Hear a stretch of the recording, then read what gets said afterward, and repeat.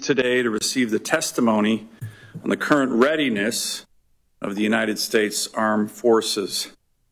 I deeply appreciate our witnesses, our esteemed witnesses from our military services. This is an impressive photo right here of all 5 services and our excellent work from the Government Accountability Office by Diana Maurer. This is one of the most important hearings certainly this committee undertakes all year. My view, it's one of the most important hearings in the Senate for the year because there's very few other issues more important than the readiness of our United States military. I look forward to the valuable testimony of the witnesses as it will pertain to their service's readiness. I hope we can have a really good, candid discussion. We are living in a very dangerous world where our adversaries can and regularly do contest us across the globe, and we must remain vigilant in our pursuit of balancing readiness, modernization, and training with our global commitments. In my view, for the last 4 years, we have taken a holiday from history with the Biden administration's focus on issues in the military that had nothing to do with readiness. The list is long: climate change over shipbuilding, transgender surgery for active duty troops, DEI, a lack of focus on warfighting and lethality and defeating our enemies. I appreciate Secretary Hegseth's 3 priorities: restoring the warrior ethos, rebuilding our military, and reestablishing our deterrence. Many of you know, and I've talked to all of you about this, I'm a big fan of the book by T.R. Fehrenbach, This Kind of War, which Marines and soldiers all read. And it is about the Korean War and how in 1945 we had the most lethal military in world history, and 5 years later in 1950, the United States military had a hard time stopping and defeating a peasant army from North Korea. And thousands of American troops died in the process because of lack of leadership from our civilian and uniformed military. This must never happen again. There must never be another Task Force Smith that we saw in the Korean War. My view is we have a moral obligation to prepare for any future conflict, beginning with the realization that unlike any previous conflict, our service members will be at risk from threats well before they reach foreign soil, airspace, or waters. The world has changed dramatically as it pertains to our homeland as well. We can no longer consider ourselves safe based solely on the tyranny of distance from nations and actors that would do us harm. One of the things that we are working on in this Congress and this committee, in conjunction with the President, is his Iron Dome, now Golden Dome, legislation of mine with Senator Kramer. We hope to make bipartisan in this committee to bolstering our homeland defense. Suffice to say, the world is a dangerous place, and the facts demand a response from not just the uniformed personnel sitting before us, and again, I respect the service, decades and decades of military service from all of you, but from Congress as well. Let's look at a few facts in the last 4 years have done to our militaries provided by the military services and GAO. The Army has done an outstanding job working to increase recruiting, but there remains significant operational demands and increasing pressures on an already understrength force, with units being manned at less than 80%. 16 of the Navy's 32 amphibious warfare ships are in unsatisfactory condition, and the Air Force of today is very different from what we saw during the global war on terror. Yes, we have more capable aircraft, and yet the KC 46 and KC-135 tanker fleets sits at an aircraft availability rate of 52% and 57%, respectively, versus 66% during the entirety of the global war on terror. While modernization will help improve these figures, at what costs will that come in terms of readiness and training? These are the key issues that so many of you, as our leaders in the military, have been focused on.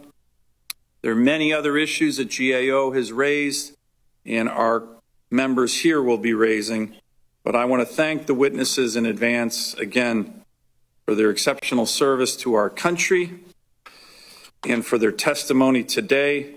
I look forward to that testimony, and now I'd like to turn it over to Ranking Member Senator Hirono.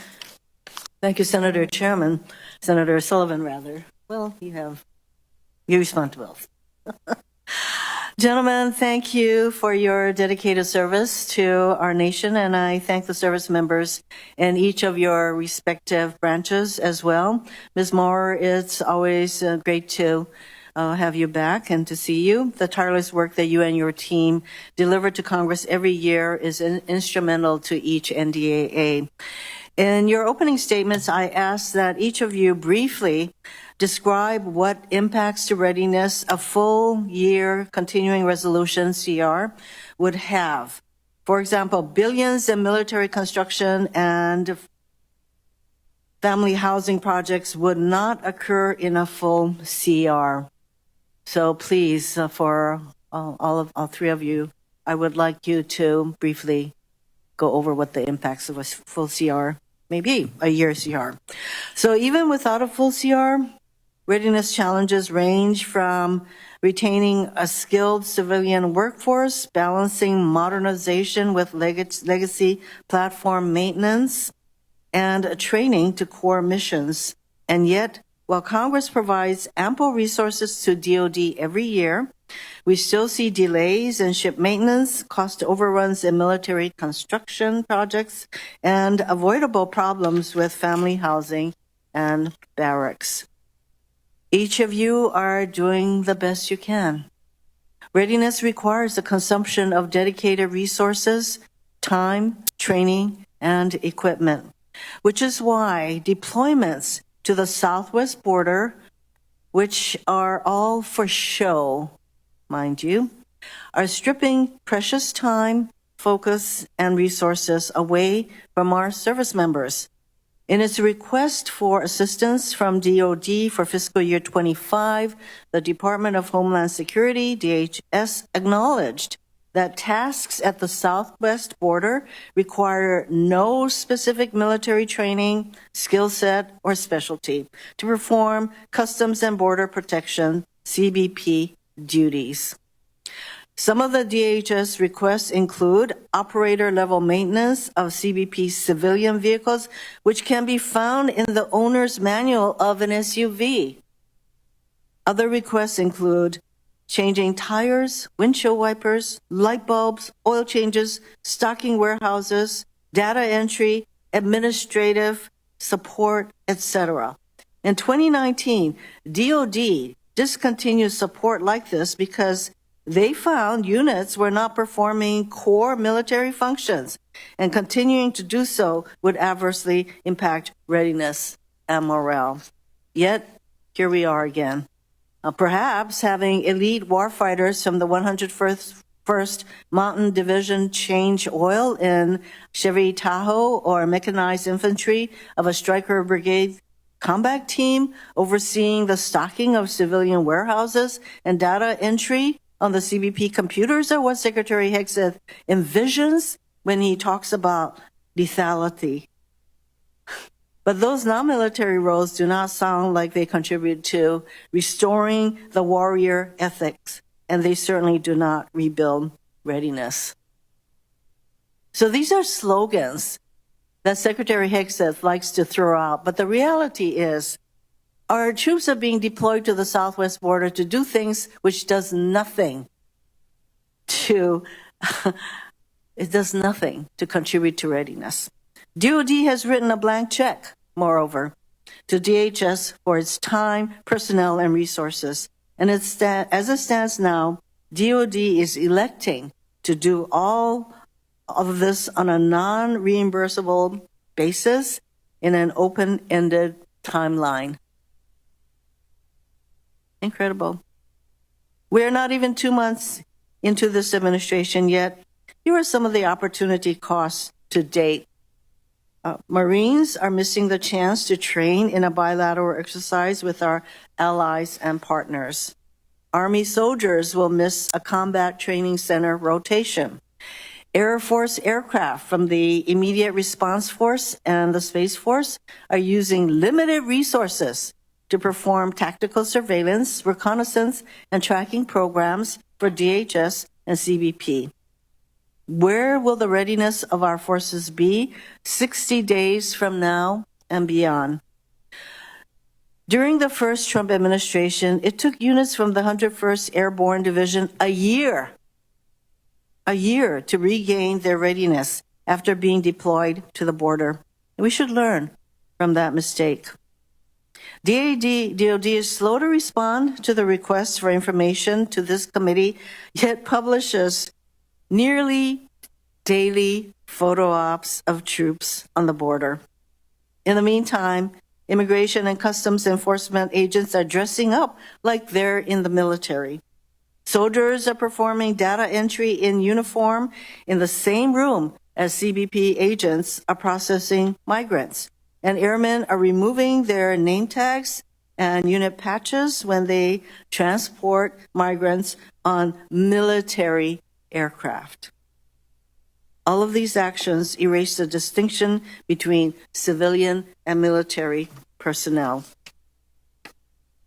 Removing active duty forces from their units and core missions to perform support functions of law enforcement agencies does not contribute to lethality or warfighting.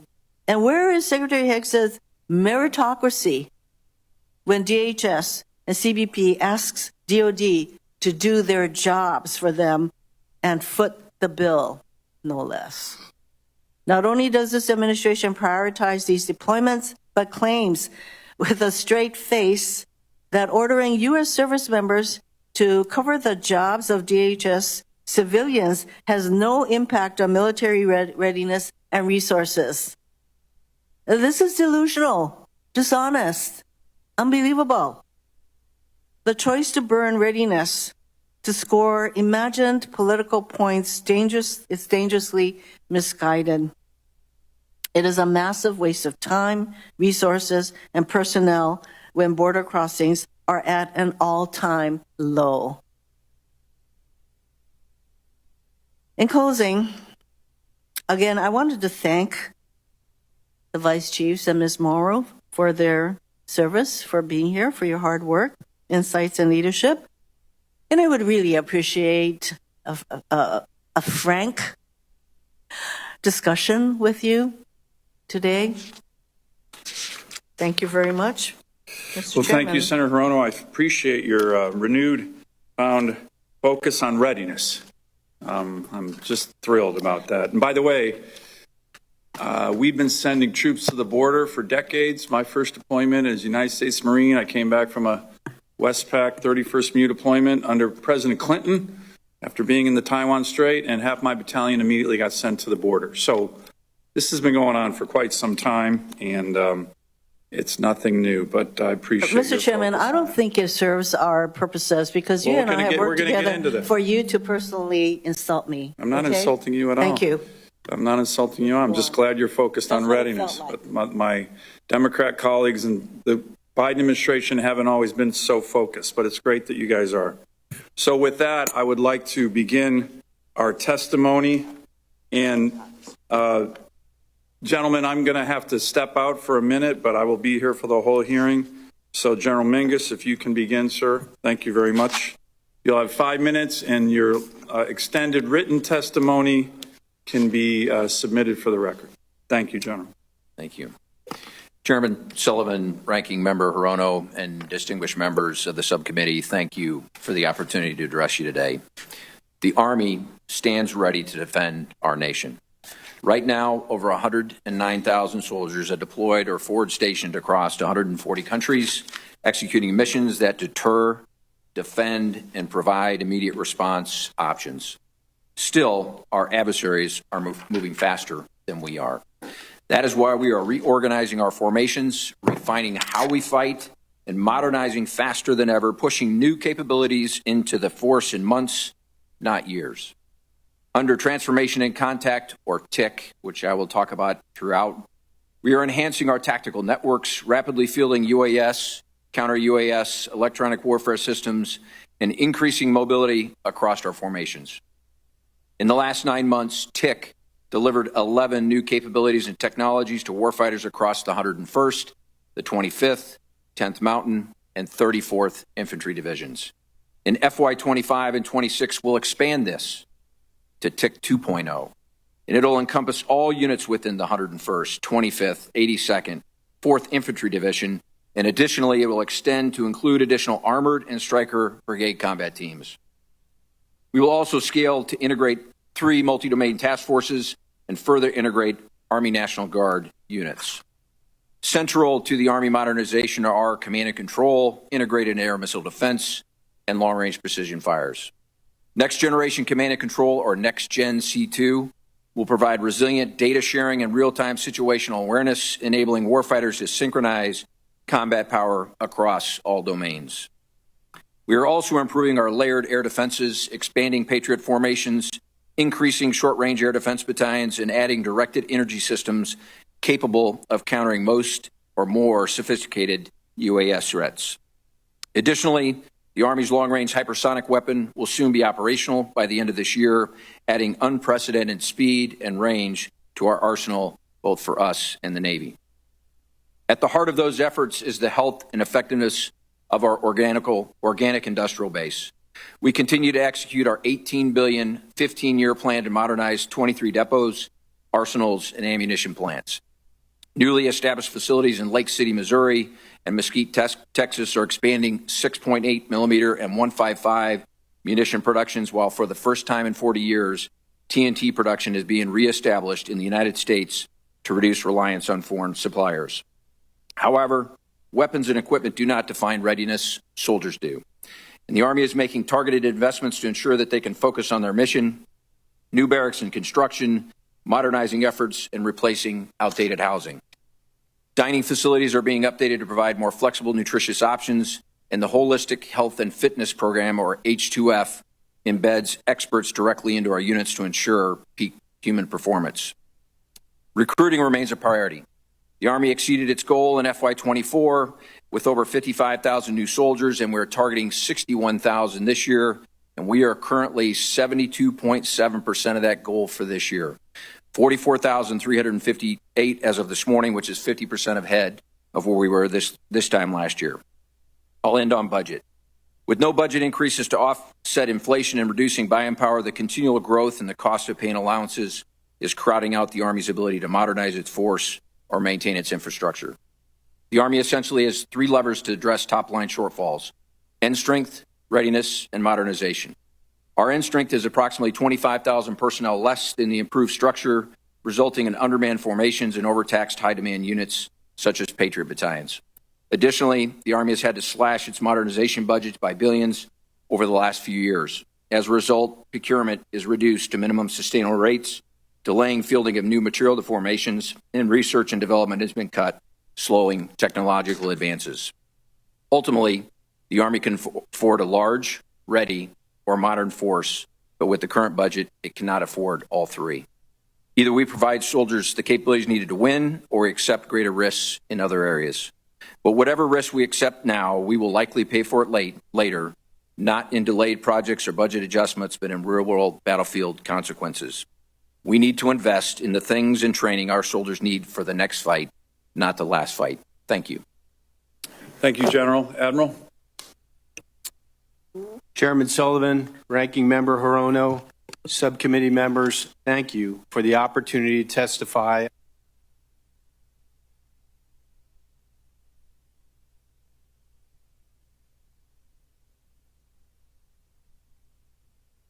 of the United States around the world. Your oversight and funding help us to be ready when the nation calls. In the past year alone, American sailors have defeated hundreds of drones and missiles and carried out dozens of offensive strikes in the Red Sea and the Eastern Mediterranean. They have strengthened alliances and deterred aggression in the Western Pacific, and they have used unmanned systems to counter the flow of illegal narcotics across the southern border. In short, remains postured, resting, and neither will we. To approve with urgency. I've spoken to several of you about a sustained focus on adapting the mindset, skill set, and tool set to drive meaningful process improvement. Consistent and predictable funding is foundational to our improvement efforts. The Navy will need to make hard choices this year if we are operating under a full-year continuing resolution.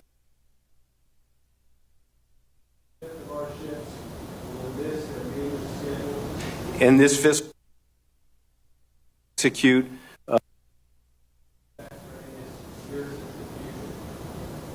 will slow our progress to get weapons and equipment we need to modernize our fleet. And we will also slow shipbuilding, including our amphibious warships. And with the Navy exceeding recruiting and retention goals last year and on track to do so again, we will need additional funding to sustain our momentum.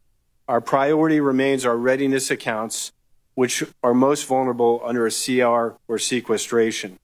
We are optimistic that Congress will grant us the flexibility to allocate funds to our top priorities. Despite these challenges, your Navy will maintain ready platforms, people, and infrastructure. We set a goal to make 80% of our ships, submarines, and aircraft combat surge ready by January 1st, 2027. To do that, we are reducing maintenance delays and improving manning, training, modernization, and sustainment. We are seeing progress in the last year. We increased our surface ship depot maintenance from 41% on-time completion to 68%. Unfortunately, this progress is not consistent across all platforms. I am not satisfied with amphibious ship maintenance. Our Navy and Marine Corps operate as a lethal integrated force, and we have work to do here. To improve, we are procuring spare parts earlier, refining, partnering, planning with industry partners, acquiring diesel engine repair kits, and building steam plant expertise. Our second goal is recruiting and retention. The Navy is committed to attracting and developing Americans who can innovate, solve hard problems, and dominate in combat. Thanks to process improvements, our targeted investments, we contracted over 40,000 sailors last year, the most since 2003, and we are currently on pace to exceed our recruiting goals in 25. We are committed to improving quality of service.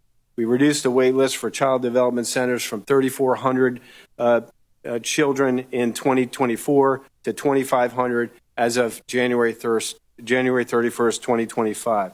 We have reduced our pool of unaccompanied housing rooms rated as poor from 25% to 21%, and will continue to reduce this through focused investments.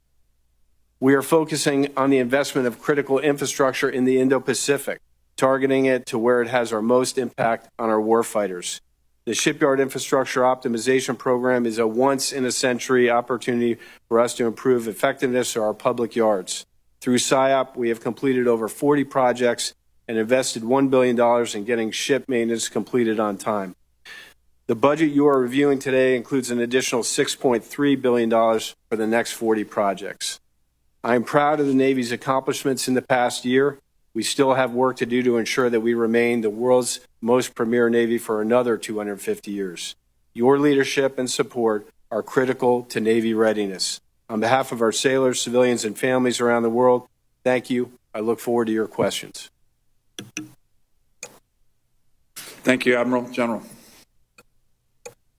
Good morning, Chairman Sullivan, Ranking Member Hirono, Senator Kane. Thanks for the opportunity to appear this morning. I'm honored to represent the Marine Corps and discuss our current warfighting readiness. Since my testimony last year, your Marine Corps has continued to progress and refine our force design implementation through a campaign of learning. We're modernizing our force to meet the challenges of the modern battlefield. As directed by our Commandant, we've balanced that modernization with our ability to respond to crises.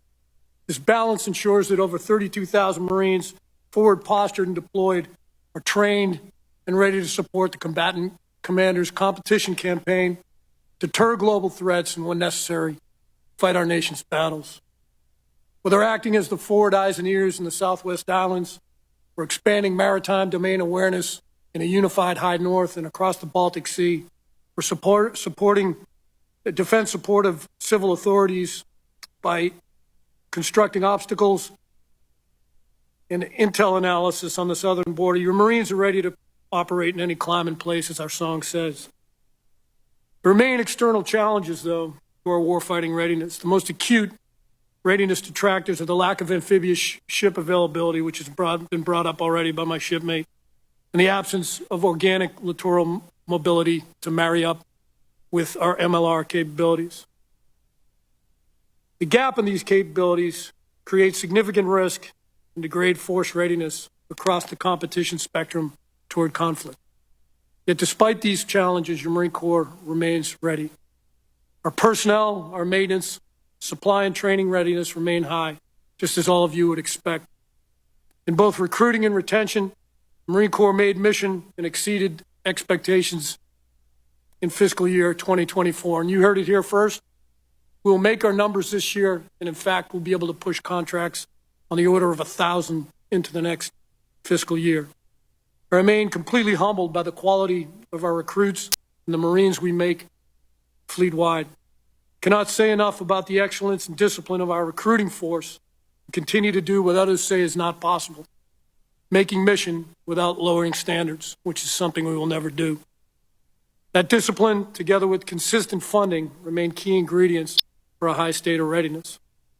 Our unprecedented second unmodified audit opinion is evidence of that discipline. Our books are clean, our books are open.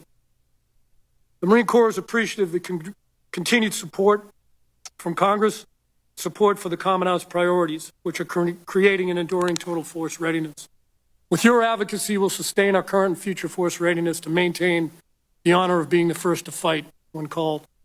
With your support for additional resources, we'll restore the state of our infrastructure readiness in a manner consistent with your expectations, as well as the expectations of our Commandant.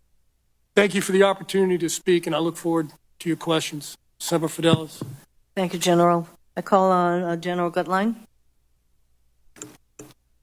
Please proceed. Thank you, Chairman Sullivan, Ranking Member Hirono, and the distinguished members of this subcommittee for allowing me the opportunity to discuss the United States Space Force with you and with the American people today. The Space Force underpins our nation's capabilities within the joint force, within our economy, and within the society as a whole. In our first 5 years of existence, we validated the importance of the Space Force as a service and made remarkable progress in building an agile, mission-focused organization that grasps the magnitude of the space threat. We delivered critical capabilities, developed doctrine, and took significant steps to integrate space power into joint operations. We are now comprised of approximately 15,000 Guardians, including officers, enlisted, and civilian personnel, and we are integrated into other DoD components, the intelligence community, our allies, and commercial partners, maintaining maximum readiness and securing our advantages in space. Our military is faster, better connected, more informed, precise, and lethal based on our ability to harness space. The world's use of space is growing at an accelerating rate, demonstrated by a significant growth in space launches and an increase in active spacecraft in orbit. As access to and the use of space grows, the strategic landscape in space is becoming increasingly complex and perilous. What were once theoretical threats are now daily occurrences. I have observed our adversaries' actions, and they are employing new capabilities to counter our advantages. Our competitors are jamming GPS signals, spoofing and disrupting satellite communications, and developing advanced anti-satellite weapons.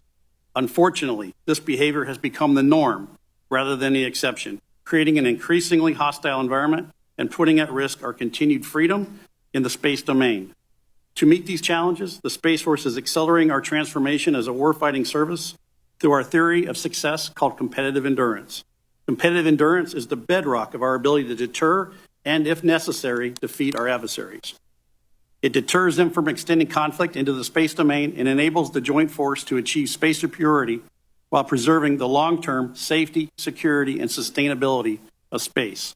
This approach ensures we avoid operational surprise, deny first-mover advantage, and engage in responsible counterspace campaigning, all of which result in deterring aggression and, if necessary, decisively defeating challenges to our way of life.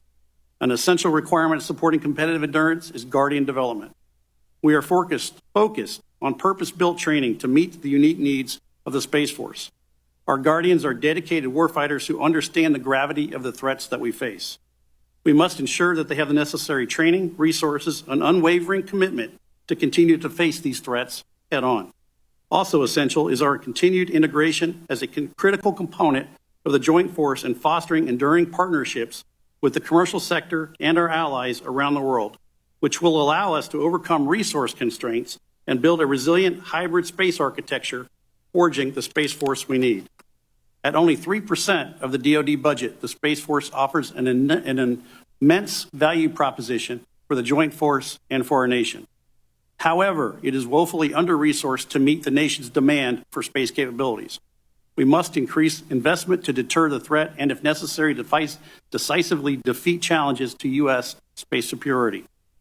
The strategic choices we make today will determine whether space remains a domain for peace and progress or becomes a contested battleground for future conflict. The Space Force is committed to ensuring a future where space remains a source of American strength and a foundation for global security. Achieving this vision requires a shared commitment to providing the Space Force with the resources, the authorities, and the support necessary to meet the growing challenges of the space warfighting domain. On behalf of all Guardians and their families, thank you for your support and commitment to ensuring the United States Space Force remains a cornerstone of the joint force and protecting the American way of life. I look forward to working with all of you, and I look forward to taking your questions. Thank you. Thank you, General. Lieutenant General Spain.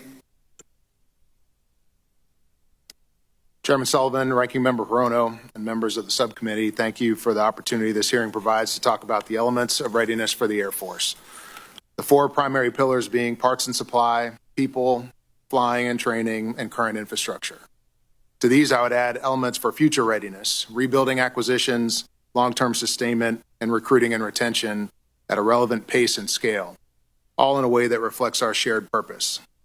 Senators, I can confidently state that your United States Air Force stands ready and able to defend America's homeland, ensure a robust nuclear deterrent via our two legs of the triad, and project power around the world to deter and win as the nation requires. It is our solemn duty, and your airmen are ready. It is also a fact that today's airmen will do so with the oldest airplanes, the smallest force, and with fewer monthly flying hours than at any point in our history. Airmen have and always will get the job done, but today they do so at elevated risk. Meanwhile, China's military forces are expanding and modernizing. Their nuclear modernization, long-range missile proliferation, and recent test flights of two sixth-gen aircraft is simply further evidence of the elevated threat in this strategic environment. Conflict is certainly not desirable, nor is it inevitable. It is our responsibility to be prepared should diplomacy or deterrence fail. Often, we have focused on the individual elements of readiness and not how they must be synchronized to create a warfighting capability over time. Even in this hearing, we will likely talk about individual programs and individual projects, all of which are very important. But the previous strategic environment, mostly permissive and without a significant challenger, allowed us the luxury of segmented attention, priority, and risk. Today's strategic environment does not. Today's readiness requires a synchronized approach. The right parts and the right maintainers and the right support infrastructure and the right qualified aircrew and all in the right balance, and not or. Many of our past decisions were appropriate given the previous strategic environment, but no longer. So we've taken deliberate steps to see this for what it is and do something about it. We've specifically prioritized parts and supply in the flying hour program. We've also reconnected our manpower and infrastructure priorities directly to our core readiness outcomes in both our processes and our data. It's our intent to maintain focus and priority on these pillars, to strengthen our readiness and improve our lethality, and we're moving out. I'm grateful for this committee and the broader Congress's support and look forward to working with you to deliberately improve our current and future readiness posture and undeniably retain our position as the world's greatest Air Force. With respect to the CR, Without anomalies, the CR clearly has impact on our readiness, up to the tune of about $4 billion. Without anomalies, and with the Fiscal Responsibility Act kicking in, it's closer to $14 billion, which we cannot afford. However, we expect and look forward to the final version of this CR, if it were to pass, with flexibility and agility and anomalies to spend as required to retain readiness to the maximum possible level. Thank you, and look forward to your questions. Thank you, General, for your very frank testimony. I very much appreciate that. Finally, Ms. Maurer from GAO, thank you for your great work on many issues.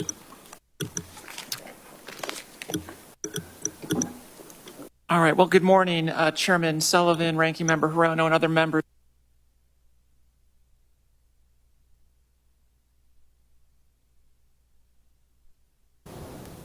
Here today to discuss GAO's recommendations to help the military address long-standing readiness challenges that span several administrations. I'd like to, in particular, to highlight three cross-cutting challenges that we continue to find across the services. First, DoD faces growing gaps between mission and resources. In many areas, the services assume risk because of imbalances between what they've been tasked to do and the people, parts, and facilities they have. Pentagon needs to focus more on sustainment. Buying new systems is just the beginning. Ensuring combat-ready units can operate and sustain those systems is the hard part. And all too often, a host of sustainment problems means planes, ships, and vehicles are not available when needed. And third, DoD's ability to move and support forces lags behind operational needs.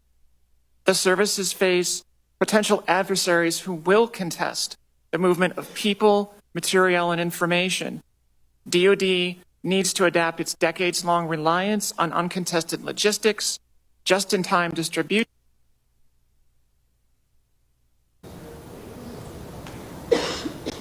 My written statement summarizes reports with over 100 recommendations to help address these challenges. So, for example, the Navy needs an industrial-based strategy to help get better results from the private companies that repair and build ships. The Army should ensure units have the necessary training, facilities, and support before fielding new equipment. The Space Force needs to refine its plans for training and exercising its squadrons. The Navy should coordinate with the Marines to fix amphibious ships and reach agreement on what it means for a ship to be available. DoD should decide when and how various services will assume sustainment responsibilities for missile defense systems. And for the F-35 program, DoD needs to reassess the balance of sustainment responsibilities between contractors and services and ensure maintainers have access to the technical data they need to meet operational mission needs. GAO's recommendations will help improve military readiness, and that's the heart of what we do at GAO. We help improve the government. Now, we're currently in the midst of a vigorous national debate about improving the effectiveness and efficiency of the federal government. GAO's independent, nonpartisan role in the legislative branch is as important now as it has ever been. We will continue to provide facts, analyses, and recommendations to this committee and to all 535 members so you can execute your congressional oversight of executive branch programs and activities. Thank you for the opportunity to testify this morning, and I look forward to your questions. Thank you, Ms. Maurer, and I agree with you that you guys do excellent work. I recently had the opportunity to highlight your work on the Navy industrial base issues to our incoming Secretary of the Navy, and I think that was an excellent report. So I'm going to begin with just a line of questions. By the way, it's great to have our chairman of the full committee here. It shows the importance of this subcommittee and the topics we're tackling today. I will begin my questioning for all 6 witnesses, so please try to be brief. It's going to focus on Bad news, good news, and flexibilities. So what do I mean? You've already touched on it. General Spain, you did a good job. The CR, right? I think from a readiness standpoint, none of us think this is helpful. What would be worse, in my view, is a government shutdown. So the impact of the CR, and then very importantly, and General Mingus, you and I had the opportunity to talk about this yesterday, flexibilities that you would like us to provide you in the future NDAAs on budgeting. That's a topic that when we deal with these CRs, unfortunately, it's been a way of life for our military for many years. It's a failure on the part of Congress. But what kind of flexibilities do you need to be more ready that you could use? And this could be very broad or very specific. And then the good news, very quickly, we've had a turnaround in recruiting. I think it has a lot to do with some of the comments I made in my opening statement, where the last 4 years our military was not focused on lethality and war fighting and why young men and women join to fight and defend their country. It was focused on other stuff, irrelevant stuff, and it hurt recruiting. Why do you think, where are you on recruiting, and why do you think there's been such a dramatic turnaround? So those are the questions I'd like each of you to answer. We'll start in the lineup here. General Mingus, if you can hit on all three of those. Thank you, Chairman. A full year-long continuing resolution impact, yes. To the degree and the severity is unknown, as was kind of talked about earlier, based on the anomalies that come out of this, the puts and takes in the various lines in the budget, what is plussed up and not. We'll have to take a couple of days to kind of fully, if it is actually enacted before the end of the week, the true impact. But new starts, spending limits, spending power and buying power, those are critically the ones that always rise to the top. And we've never had a year-long continuing resolution. This will be the first for the Department of Defense. So a lot to be determined in terms of what those impacts are going to be. Flexibility, sir, you and I talked about this last night. We all submitted a J-book and a budget almost 18 to 20 months before we actually see an enactment in an appropriation. A lot can happen in that 18 to 20 months. Every line of accounting, every piece of equipment, every radio has its own individual line within the J-books that come back in our budget line items on the back end of appropriations. For high-tech things, UAS, counter-UAS, high-tech command and control systems that evolve at a rate faster than our budget cycle, we would like to compress those lines to allow us to move in year of execution those monies to new things that come online in year of execution. If you can work with us, all the services with regard to language on those kind of flexibilities are really important, I think needed, and something that we could work on to get in the NDAA. Sure. And I yield my time to the others because I went pretty deep in recruiting. Just for the committee's sake, real quick here, we talked about it, but just for on the record, I think it's important for lessons learned on recruiting. Who you recruit, where you recruit, how we recruit, more professionalization of our recruiting force, expanding the population, all those things that we've been working for the last 18 to 24 months, we believe are coming to fruition this year. We've seen momentum unlike we have seen in probably a decade. We're at 50% ahead of where we were last year. 73% of missions. So as I said in my opening statement, just over 44,000 of a mission of 61,000. I think as you and I talked last night, we're going to have the opposite problem we did a couple years ago where come this summer, we may have an end strength that's actually bigger than what we have an appropriations for. But well, again, maybe we can work on that. Admiral, again, I'll yield time back. These are important questions, but we'll get through all of them. Go ahead, Admiral. Sure. Hey, two bit buckets. One, the CR. Yep. Major impact on us. We've gotten used to partial CRs. As General Mingus says, this is our first full year CR. So we'll have to figure that out. And we're looking forward to flexibility, anomalies, authorities to address the kind of things that General Mingus talked about. Let me just use one specific example. 2 years ago, probably a little more than 2 years ago, we were thinking about counter-UAS. We weren't thinking about counter-UAS from the perspective that we've grown to appreciate in the Red Sea. Yeah. So the ability to turn quickly and use money and have the flexibility to address those things as we're trying to do with the Ford Strike Group, where we're bolting on systems that are more effective for counter-UAS like Coyote and Roadrunner. Those are all appreciated and hard to do in a CR. So I'd give you that piece, that the flexibilities, and for us to work through it. There's a merge with the next topic, which is recruiting. We've made some progress in the Navy as the other services have. We have stormed the problem. We understand, and you and I went over, and Ranking Member Hirono and I discussed what we did in the Navy to break down the problem and understand what it takes to make a productive recruiter. So I think there's renewed focus and clarity on that. We've done the things General Mingus has described, where we've spread to zip codes to get every available person into the Navy, and we're ahead of goal. Right now, our projection was 12,000 contracted. We've contracted 14,000. We were supposed to have 12.2 thousand shipped. We've shipped 12.7 thousand. So we're ahead of goal. I'm very concerned about the CR and the impact on that machine and slowing it down. So for us, we want to maintain course and speed, accelerate, and bring in all the people we need to close down our gaps at sea. CR makes that a little more challenging. Great. I'm going to yield back to Senator Hirono. I'll get through this line of questioning. I do want to do a recognition, Admiral, to the sailors and Marines who have been deploying all over the world, and in the Red Sea in particular. Remarkable performance in terms of shooting down all the incoming missiles and drones at your ships. My understanding, it's the most combat that the Navy's undertaken in terms of serious missile threats to our ships since World War II, and you've done it incredibly well. So to all the sailors and Marines on those deployed ships for the great job they've done, thank you from the entire United States Senate. Senator Hirono. Thank you, Mr. Chairman. I get that a full-year CR is going to present some very unique challenges for all of our services, including our Space Force. So we will do what we can to help you all.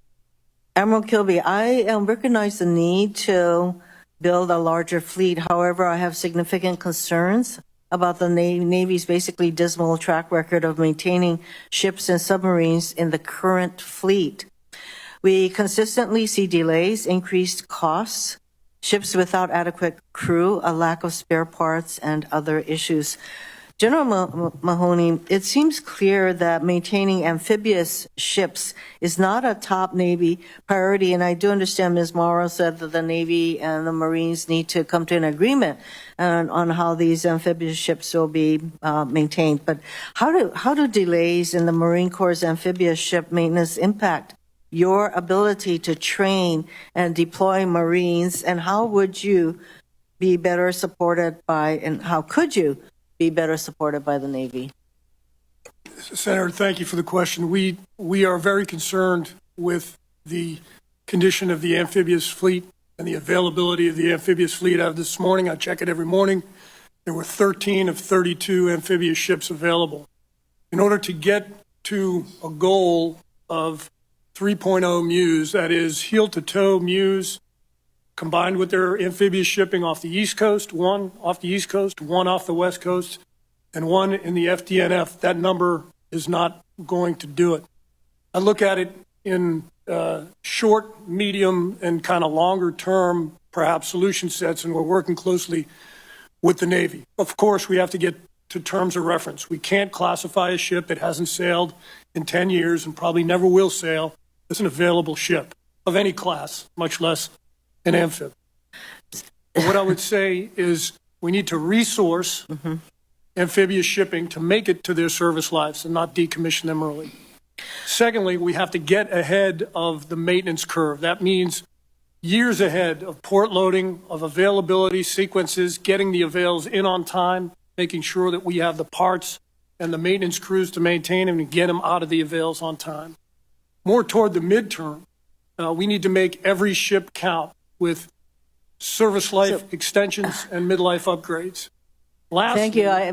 I'm sorry to interrupt, but I think that your needs are being clearly articulated. And as Ms. Morris suggested, we need to have It sounds like a good suggestion to me that the Navy and the Marine Corps need to get to an agreement on what we're going to do with the maintenance of these amphibious ships. To have only 13 out of 32 available is what we say unacceptable. So as we sit here, can we have a commitment from the Navy that you are going to get into an agreement on this issue with the Marine Corps? Ranking Member Hirono, you have my commitment to that.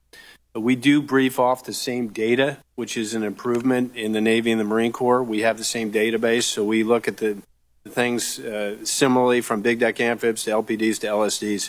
So to me, that's a start. But we have to do better. Thank you. I agree. You need to do better.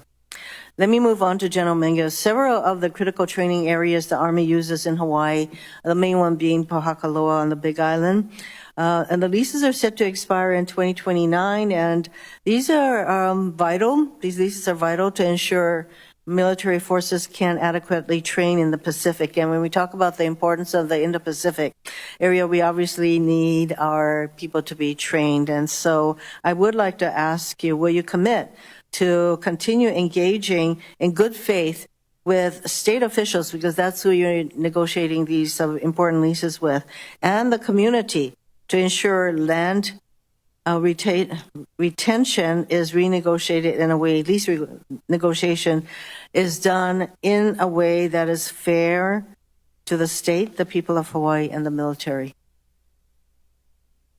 General Mingus? Absolutely, ma'am. We are committed to that. Since 2017, we've been working this. As you are well aware, over 500 town halls, meetings, various engagements that are out there. 2029 seems like a long ways away, but it'll be here tomorrow. I know that it's not. And so we will continue to and are committed to working this with you. And to the extent that a land swap may be in the offing, I do believe that we need to provide the Secretary of the Army with the authority for that. Is that correct? Yes, ma'am. Mr. Chairman, like you, I have a number of other questions. Could I just go over 1 minute? Sure. Thanks. Thank you. So, General Mingus, last year we spoke at this hearing about the Army's crumbling infrastructure in the Indo-Pacific region. In Hawaii, 50% of Army facilities are currently classified as failing or failed, and the cost to repair or replace them is over $5 billion. However, the Army and other services are not using non-DOD funded contracting mechanisms like energy savings performance contracts to upgrade its infrastructure and lock in lower utility bills.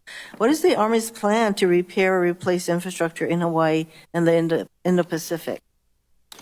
Ma'am, as we talked last year, there were significant investments in 23-24. We're committed to that for 25 and beyond. We know that the water and some of the critical infrastructure underneath a lot of these locations are failing. We actually think it's maybe in excess of $5 billion. We've committed over $1 billion for this next year, so we absolutely want to work with you on those infrastructure to include the leadership that goes with this as well. Kwajalein is an example where that was largely paid for with RDT&E dollars. We've actually put a garrison commander there to make sure that the leadership, in addition to the resources, is there to fix these problems.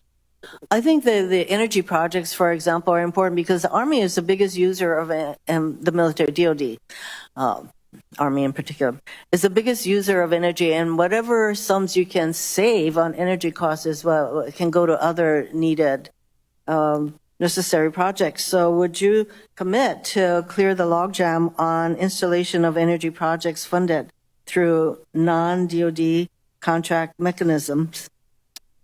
Absolutely. Take a look at that, ma'am. Yes. Yes. Thank you. Thank you, Senator Hirono. Chairman Wicker. Well, Chairman, I surely am glad you gave Senator Hirono a few extra moments.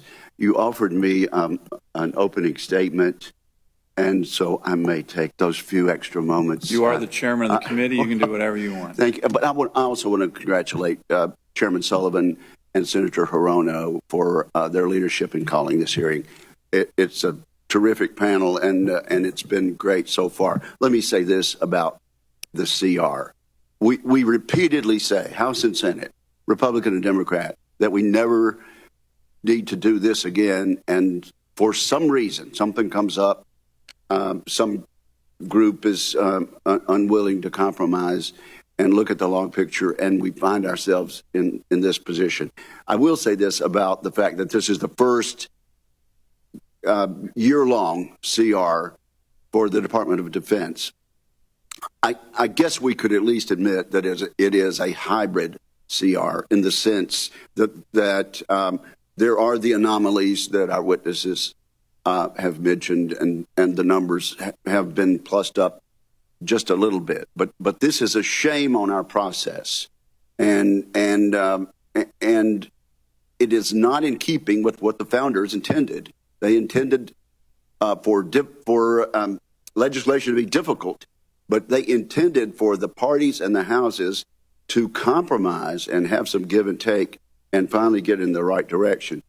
In my view, Mr. Chairman and Ms.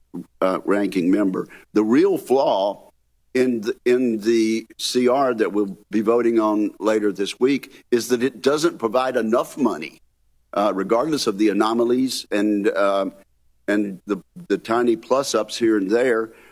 Regardless of that, it does not provide adequate support for the military and for the challenges we have from four adversary nations, pacing challenges plus Russia, plus North Korea, plus Iran, that like never before have worked together to bring us ill.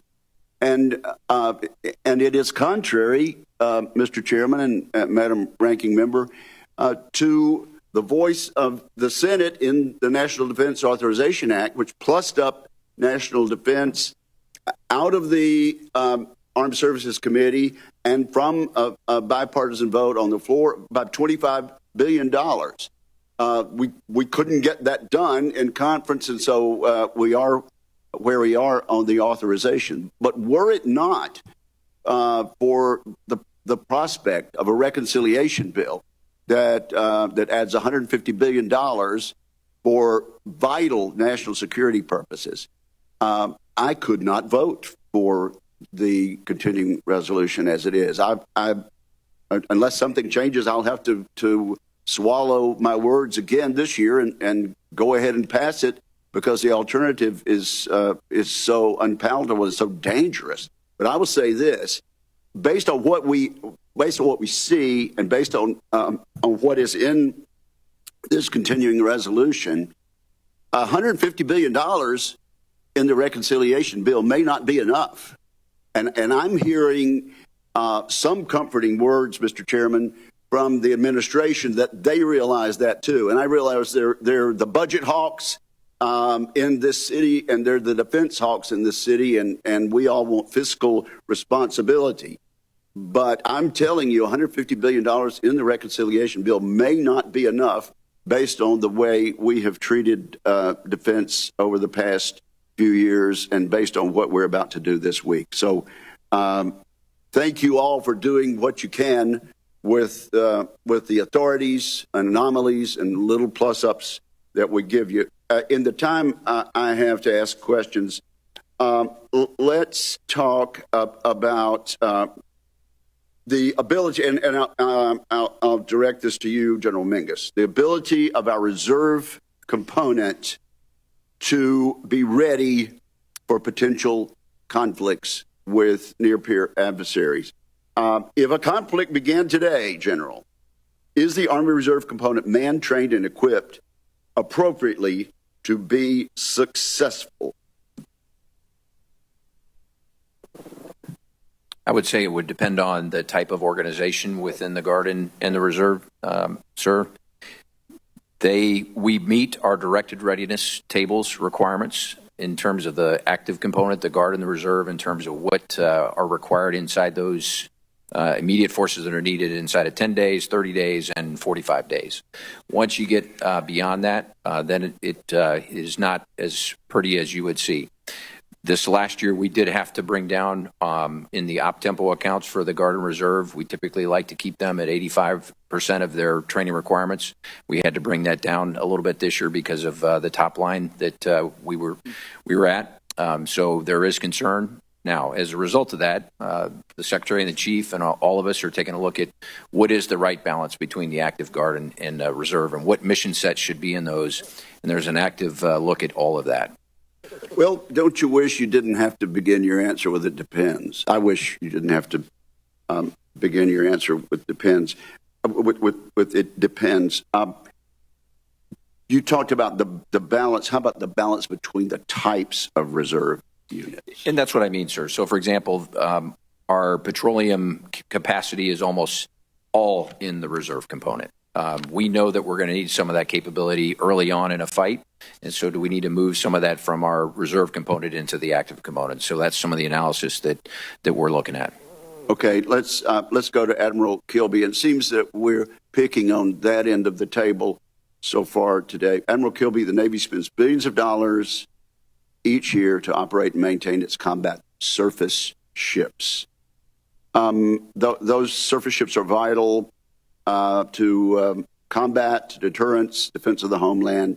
Yet year after year, we hear about significant challenges to the readiness of our Navy's surface fleet. How's the Navy changing and modernizing in this regard, and also in the way they attack ship maintenance to get problems under control? Two general areas here, sir. Thanks for that question. One was addressed by General Mahoney. One, locking down that planning in advance of that availability is key. That requires the funding, and the contract closed about 4 months before we start the availability, which allows the contractor to order those long lead parts and develop those teams, in particular for amphibs, steam maintainers, and diesel maintainers, which are a shrinking pool in our nation. So lock down that project ahead of time and understand the condition of the ship, which means you have to do inspections and really understand vice opening things and inspecting them during the avail. So that's the first part about that. The second part is this piece I mentioned in my opening statement, which you didn't hear, but getting to 80% of combat surge ready ships, aircraft, and submarines. We've had some success in the Navy doing that with our fighter fleet and are spreading it to all our aircraft. We want to do the same thing with our ships, same thing with our submarines. That's a bigger challenge because of the complexity of it, but that's the goal we're after. That requires some focus and some effort to do that. But it also requires looking at processes which may not be helpful now and changing those processes. And that's what we did with aviation, sir. Okay, and then let me just ask General Mingus and Admiral Kilby, on the recruiting, is part of making this more successful long-term a better career path for the people we place in these positions, General? Yes, sir. I mean, most come in the military to serve, to make a better way for themselves in terms of their lifestyle. Some it's to get college benefits on the back. A better career path for the people we put in recruiting positions. Oh, yes, sir. Absolutely. I misunderstood the question. That is one of the things we've talked about. Similar to what the Marine Corps have been doing for decades, if we're going to put talent out in our recruiting formations, we have to reward that talent on the back end. So absolutely. Same applies for the Navy. A focus on those recruiters, telling their story to a potential recruit is what sells it. Identifying with that individual and connecting with them on a very personal level and having them see their future in that is what we need. So focus on that process. For us, we had an incentivized structure which was not to get the max people in. It was to recruit a certain number of people per month. We've taken those limits off. Bring everybody in. Don't save up recruits for next month. Bring them all in as soon as you can, and that will either fill up our delayed entry program or get those sailors to boot camp as soon as possible. That's been our success. Okay, Mr. Chairman, I want people in the military who are assigned to our recruiting programs to say, thank gosh, I got this great position. My career path looks bright because I've been put on a fast track by being a recruiter. That's my point. Well, General Mahoney, you want to comment on that? Because the Marine Corps has been doing that for decades. Yes, I would. Of the three things that I think are the pillars of our success in recruiting, the one main one is a professional recruiting force. These people are screened, slated, handpicked, incentivized while they're in the job. Typically, will get meritorious promotions, and when they get out, what we find is when they return to the fleet, they are some of our strongest officers and staff NCOs. The commandant was a recruiter. Most commandants Have been recruiters. Most of our general officers have been recruiters. Among our most successful staff NCOs, the Sergeant Major of the Marine Corps was a recruiter. So as far as Senator Wicker seeing a path, that's baked in to how we make our recruiters, and they're a breed apart. Thank you, Mr. Chairman. Thank you, Mr. Chairman. And Admiral, just real quick, 80%, you hit that with naval aviation on maintenance, right? Or no, on readiness. We certainly hit it with fighters. I get a report every week on every type model series of aircraft in the United States Navy. We're not hitting it in CMV-22s. That's another story. We got it, but that's our goal, is to get there. Across the board for every type model series, it requires a different level of attention and daily and visual management by the Air Forces in the Navy to make that happen. We want to apply that same level of focus to our surface ships and our submarines. Great. Good. Senator Kane. Thank you, Mr. Chair. And like others, I'm just going to talk about the CR first. You know, I came on this committee in January of 2013, and every year you all and your predecessors sit before us and tell us that a CR is a bad thing, and we don't listen to you. You know, I mean, at some point, you got to measure by the action, not by the words that we say. We've allowed a CR to be normal from October 1 to the end of the calendar year. That's just kind of the norm, but we've often gone beyond that into the next calendar year, and we stand on the threshold of the first time where we've just gone a CR for the entire year. And I agree with what the chairman said earlier, the chairman of the subcommittee, that a CR is better than a shutdown. I do agree with that, but why do we have to accept, you know, half-assed over catastrophic? I mean, the House voted on a CR yesterday, and they left town. They're out. They adjourned. This was not, and now we're going to hear what the Senate has to say and then try to do the right thing for the country. They're gone because they're like, okay, we can jam you to vote for a CR that is bad for the defense of this nation by skipping town on a Tuesday. I mean, this speaks very loudly about the priorities of this nation. And this is all done in public with our adversaries watching. Admiral Kilby, I think you testified in your opening testimony that under a CR, 1/5 of our ships will miss their maintenance schedule. Did I hear that right? 11 ships, those maintenance availabilities are at risk. Okay, so we want to get to 80% ready on ships and subs. Where are we now? Depending on the day, around 67%. On both ships and subs, kind of right? Ships and submarines are a little less. Okay. What will 1/5 of our ships missing their maintenance schedule under the CR, what will that do to the quest to get to 80% readiness for ships and subs? Well, it'll certainly be a setback. We'll take a penalty there. We'll have to bow wave that maintenance to the next year, depending on the availability and scheduling of that ship. Worse off, we skip that availability, which means it's doubled down for the next one, which means we'll have growth work and a lot of things we didn't anticipate. All right, so we're being told that this is the public, we're being told in public, this is the impact of voting yes on this CR that's coming to us. That we're just accepting that the quest to get to 80% is going to be set back because maintenance availabilities for 1/5 of the ships under a CR are not going to be according to protocol. The only, and I don't want to say silver lining in that because I don't see a lot of silver lining. If we get a flexibility to move money, we may be able to address that, but it'll pack something else. Yeah, you'll pull it out of something else, of course. But you know, we're told, well, that's better than a shutdown. Hey, it's Wednesday morning. I mean, on the Senate side, the appropriators basically had a deal at the end of last year. And that deal is still basically on the table. My hope is that there will at least be a vote in the Senate to do a short-term CR and then actually get an omnibus for the rest of the year. I mean, an omnibus is kind of a funny thing, a word to apply to a budget for less than half of the year, but it would be far preferable to a CR because you'd have new starts, you'd have other authorities within an omnibus that you're not going to get in a CR. And we ought to be able to do that. And the House decided on Tuesday night, we're splitting so we can force the Senate to accept a substandard CR that will hurt the military. Great week. Man, great week of work to leave town on Tuesday night feeling good about yourself because you forced the Senate to try to accept a substandard work product year after year after year after year. General Mingus, I want to ask you one question about counter-UAS readiness because the Army is the DoD's executive agent.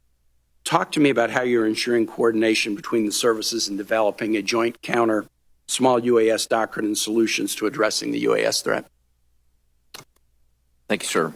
As the executive agent, you're well aware of the Joint Counter UAS Office, or the JCO, that is run by but it is a joint entity. Yeah. And everybody that's sitting at this table, there's probably very few weeks that don't go by where we don't come together to talk about this problem set, whether it's in the venue of what Replicator 2.0 is going to bring across 100-plus sites across the country, to now what is going to be part of the Golden Dome. But this conversation on the counter UAS side is absolutely a joint problem. Yes, we have an Army officer in charge of it, but he is in a joint billet, and he is speaking for and trying to solve this problem for the joint force. And I collectively think this team is trying to get after that. Give your effort a grade. That'll be my last question. Give the joint effort a grade right now. I would give it a grade in two ways. One, compared to where we were 2 years ago in the B to B plus category, compared to where we need to be, it's probably in the C. Given the rate of technology changes in this space and where our adversaries are going in this space, we cannot go fast enough when it comes to counter UAS. Thank you very much. Thanks, Mr. Chairman.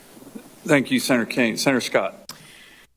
So my Democrat colleagues don't like CRs, but the prior majority leader, a Democrat, wouldn't even bring up a spending bill that we could have done last summer to make sure we didn't ever have to do a CR at all.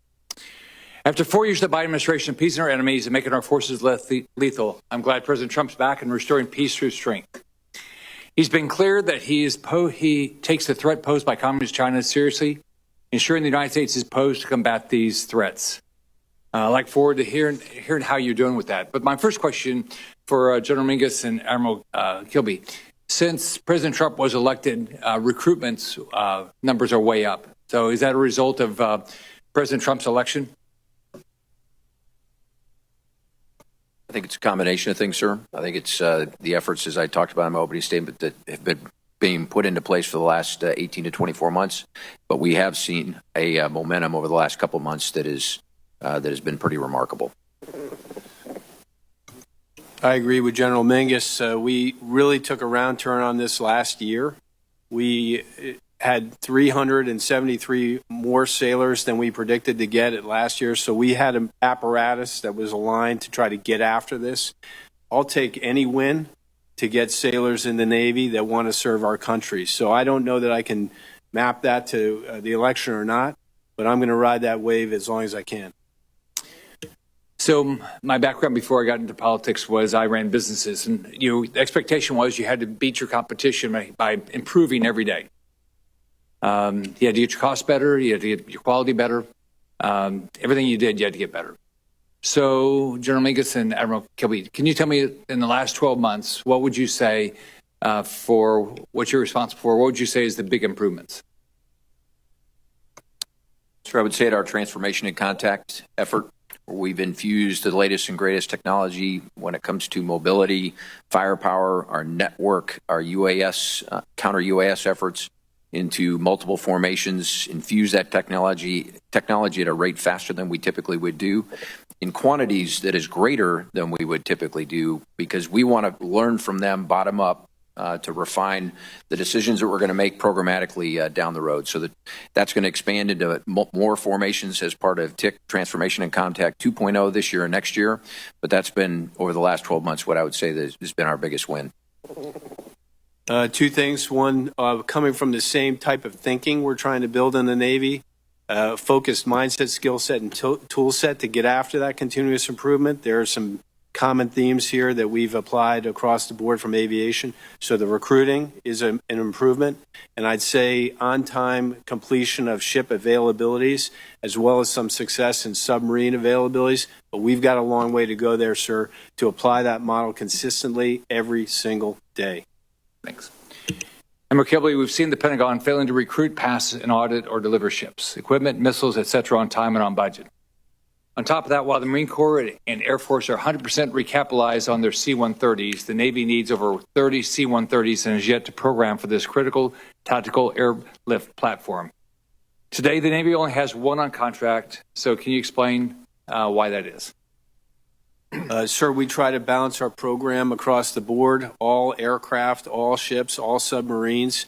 I'll take that question for the record and come back to you with specifics about C-130. But again, it's building the most lethal program we can afford. Chairman Mahoney, what would you say as far as if you take the last 12 months, how are you in a better position and individuals you're responsible for in a better position than you were a year ago? Senator, two things. First is the second clean audit opinion 2 years in a row, and I think we're in the midst of having a hat trick. Why do I say that? One of the things, I call it the audit dividend. We know exactly what we own, exactly where it is, exactly who takes care of it, and what it is worth. In that audit, we can tell the condition of those pieces of equipment. So we have an increased visibility into the operational readiness as a result of the audit. The second thing is our 3rd Marine Littoral Regiment has just undergone a CERDEX. They have been delivered their long-range precision fires, their air defense. So the concept of force design has gone forward. I wish we could accelerate it and deepen the magazine, but we've seen that success on time. Now we need to marry that capability up with organic littoral maneuver in the form of the light amphibious warship.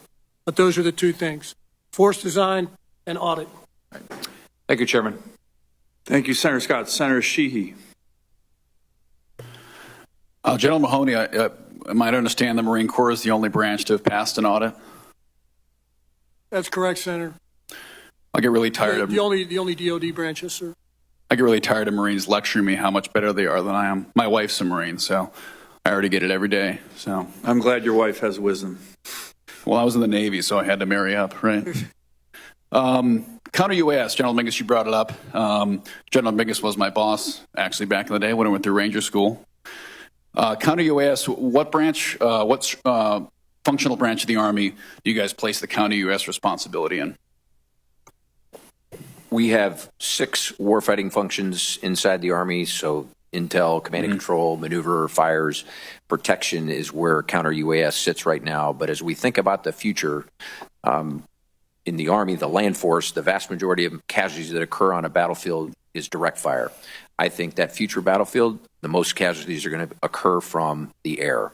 And so the notion of the convergence of offensive and defensive fires, taking it out of that protection warfighting function and making it part of that scheme of fires and scheme of maneuver, I think is the way of the future. But today, to answer your question, it's in the protection function. Okay. Admiral Kilby, where does the Navy view counter-UAS as a functional area? Because of our platform, Senator, we keep them owned by the resource sponsors. So it's a division of labor between the N9, which owns all our warfighting platforms, and the N4, which owns our shore installations. So there's a mix between those two. And General Mahoney, where does the Marine Corps place that?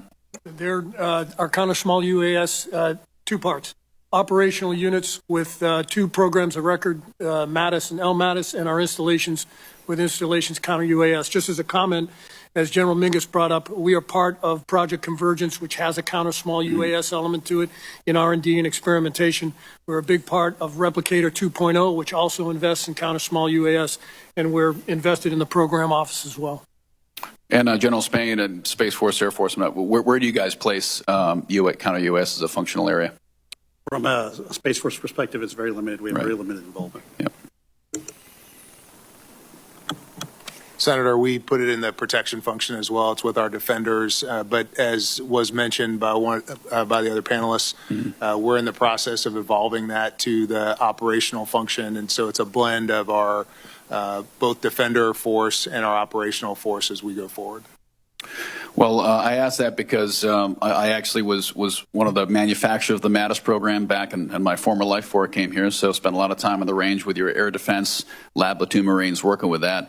And what I found as we worked with all the branches is each branch understandably had a very different view of where the COAS function fell and how they viewed it. You know, the Air Force was very much looking at it from a security forces perspective, fixed installation defense. The Navy, of course, was focused on it from a shipboard when the Boxer had its incident with Iran in 2019. The Army, of course, had more of a EW. They really viewed it kind of as an electronic warfare issue. And what I found was, as each branch looked at it through their own lens, the Joint Capabilities Office really struggled to coalesce that into an acquisition vision that actually worked, and they ended up just buying any shiny object that was dangled in front of their face, and it led to kind of the schizophrenic approach to it. It's not a criticism, it's just the reality that as that technology was developing quickly, it was hard to meet all the needs. So I think trying to determine whether it's a specific MOS or actually assigning a functional area within the branch that say this is a fundamental change in battlefield tactic technology, as we see in Ukraine. I mean, every single day, whether it's FPVs or beyond line of sight drones, it's not transforming warfare, but it is functionally transforming how maneuver units will behave on the ground. And I think treating it as a subspecialty that's branching off whatever convenient areas there, vice focusing on what it really is a core capability, in my opinion, would help coalesce the operational vision for what counter drone looks like. It'd also help streamline the acquisition process so we can find that good technology quickly and field it quickly. But then also there's the offensive aspect where, we think of offensive drones as Reapers and Predators dropping Hellfires, and then we're defending against small drones, but we are not, as far as I can tell, adopting small UAS organic to our maneuver elements. Just like every infantry squad has an automatic weapon, every infantry squad should have an organic SUAS offensive capability, a backpack full of FPVs that they can fly at and into the enemy maneuver units and disrupt them, just like we're seeing all over the world in battlefields, from Iranian proxy groups to the Russia-Ukraine war. For my old buddies still in uniform, I do not hear that we have an organic offensive small UAS capability within our maneuver units, and I think that's going to be a great disservice to our young men and women when the next conflict arises. So I yield back. Thank you. Thank you, Senator Sheehy. I'm going to continue my line of questioning that I started with General Mahoney to you, just again on we've already touched on it a lot, but it's okay I want to hear from all the services. The negative impact on the CR, the budget flexibility that you would want or request as part of this year's NDAA, and then any lessons learned on the good news that we're all starting to see, I think, across the services on recruiting and to kind of,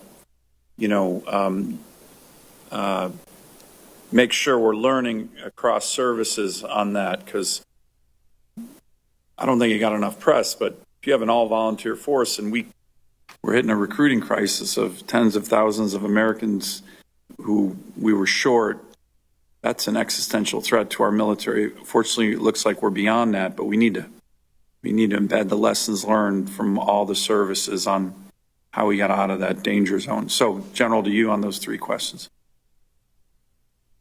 Senator, as far as the CR, we've canvassed pretty much all the negative things. I'd just like to hammer down on one. We talked about anomalies and flexibility. In order to move between appropriations or accounts, we also need to be mindful of what the top line is. If there is only so much top line from which to flex or to move, we're going to rob from one account to pay for another. Examples might be inflation that outpaces the plus up, pay raises that were not planned for or budgeted but are must-pay bills. That money will come from somewhere. And non-budgeted contingencies that we pay out of our own primarily O&M accounts will have to be accounted for somewhere in the rules of that continuing resolution. A knock-on effect specific to the Marine Corps is and it's already been touched on by Admiral Kilby, if ship maintenance or shipbuilding or procurement or anything that touches amphibious shipping, it will have a knock-on effect to the Marine Corps, as I spoke about with Senator Hirono earlier. As far as flexibility goes, I would reference the Lord Hale study on PPB reform, and I'll just bring up three things that come to mind immediately. I think they have 16 recommendations in there, which are all really good. Multi-year availability of one-year accounts so that you are not forced into making bad decisions at the end of the year, buying things that you really don't need, but have a period of availability to where you can make better executive and managerial decisions against that appropriation. Greater transfer authority so that we can move between appropriations or move between sub-activity groups in order to solve a problem early so that we don't have to come to Congress for an above-threshold massive reprogramming late in the year that may be late to need or not solve the problem. And lastly, and I'll let it go, is multi-year colorless appropriations to have flexibility within a portfolio to strengthen where you're weak and move money around to make sure that you can get your objectives attained within an account. So multi-year availability, greater transfer authority, and multi-year colorless appropriation. And we did the last one, and if you think of MRAP and you think of JADO back in the day, that worked pretty well to get things done at an accelerated pace. I'm running on here, but recruiting. For us, three things. We have a brand that we will not back off from. We believe that that brand is attractive. We believe it is a magnet to a wide demographic of young Americans who will prove themselves physically, mentally, and morally qualified. We will not back off of the standard, and counterintuitively, we maintain a standard at a high level that attracts people who want to perform to that standard. That's a great lesson, and I think we have to always keep that in mind. All the services, no matter what our recruiting challenges are, it is counterintuitive, but it works. So thank you for that. And lastly, Senator, I already talked about it in detail, and that is our recruiting force. Yeah. A breed apart, who are hand-screened, selected, incentivized, promoted. And as I said, when they get back in the fleet, as you know, they're some of the best staff NCOs and officers we have, and they become Sergeant Major of the Marine Corps and Commandant of the Marine Corps. Real quick, General Gutline, can you just hit on these three questions? Try to be concise. I'm going over my time here. I want to be respectful to my colleagues, but I do want to get through this issue of CR, budget flexibilities, and recruiting. Yes, Chairman, I can go pretty quick. From a CR, it's a huge challenge. It's very, very inefficient. It does impact us, especially because we are the smallest force with the smallest budget. So any churn in our budget is a huge hit to us. As far as what we would ask for flexibilities, I agree with the rest of the staff. New starts. We are seeing an enormous amount of threats emerging every single year, and it is very hard to get after those threats when you have to wait 2 to 4 years to get the budget to get after those threats. So anything you can do, budget flexibility for New Start Authority. PE consolidation, the ability to move money between programs would be hugely beneficial. And then the multi-year procurement, multi-year execution authority that General Mahoney talked about. As far as recruiting and retention, we've actually got a much easier problem because we have a much smaller force, but we are seeing two volunteers for every recruit that we take into the United States Space Force. So we're able to be very, very, very selective for high quality. 15%, almost nearly 15% of our recruits have some college level of education, to include all the way up to masters and PhDs. Our recruiting objectives were met the last 4 years in a row, 104% for our enlisted, 101% for our officers, and we're looking at continuing growth in the future, and our retention rate has been in excess of 98%. Wow, great. That's great news. Great job, General. Senator Schmidt. Thank you, Mr. Chairman. And Admiral Kilby, I want to direct this question to you. I feel like the fever has broke finally on this obsession that the previous administration had with DEI. That's a good thing. The previous administration also treated climate change as a national security priority. I actually had one of the more ridiculous exchanges in my first couple of years here with Secretary Del Toro, who told me Admiral Nimitz would have cared about climate change too. This is sort of like the Twilight Zone. But we have issues, right? In shipbuilding. Now that we're refocused on warfighting capability, what should Congress do to prioritize modernizing the fleet as opposed to this political stuff? Two things, sir, super important for us is to keep our maintenance going. Got to get our ships available. I'm not going to build a whole mess of new ships in 2 years, so I've got to get the ships I have up to speed and available. The other thing we can do is continue to invest in munitions. I think the lead time for them is shorter than a ship, so we must renew our magazines so we're ready to fight if called. Okay. And then for sticking with you, Admiral Kilby, and then also for General Spain, if we had to fight a peer war in the next 2 years, what would be our greatest capability gap, and what should Congress do to address that? I'll start first. Again, munitions, long-range munitions, preferred munitions are an area where we need to increase our productivity as a nation. And then from just a general sense, our capabilities are pretty good with the exception of that munitions quantity, but our capacity is a problem. So getting those ships and funding available out on time will result in a greater capability overall. Senator, thanks for the question. To your point, in the next 2 years, the greatest challenge for us is going to be regaining the sustainment edge in our current fleet. The lead time required for parts and supply within that time frame would require an infusion to help us with our aircraft availability, our mission capable rates, and training our flying force to be ready within that window. In addition, some flexibility on new opportunities with technology in terms of asymmetric capabilities that would enable us to actually inculcate our force design, which calls for both high-end exquisite capability paired with low-end, low-cost per effect, massive capability that can augment the air component commanders who are in the field. Sounds like NGAD. Might be. The exquisite would be, NGAD would be an example of the exquisite. Yes, Yeah. sir. General, I guess with the time that I have remaining, General Mingus and Mahoney, just wanted to ask if sort of the similar theme of flexibility, if you had unrestricted funding for readiness, how should that be spent first, and in order to get that high-end capability, what would we be doing? Like if we're in an era of scarcity, right, that we have to accept at some level, what is the level of priority, or what are the priorities?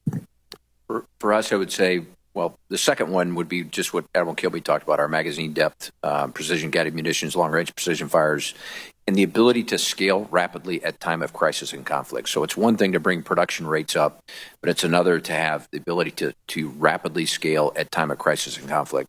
And the other would be support. And let me just, how would you rate where we're at right now on that front? Because I've heard that. I agree with that. Where do you think we're at with that? Well, just using 155 as an example, before the Russia-Ukraine conflict, we were producing at 14,000 rounds a month. We had a high water mark in November of 42,000, ramping to 70 by this summer, and 100K a month by this fall. So that's a 2-year journey. We've got to be able to do that in months, not years. And it's about automation and robotics. People are hard to bring in, let go, bring in, let go.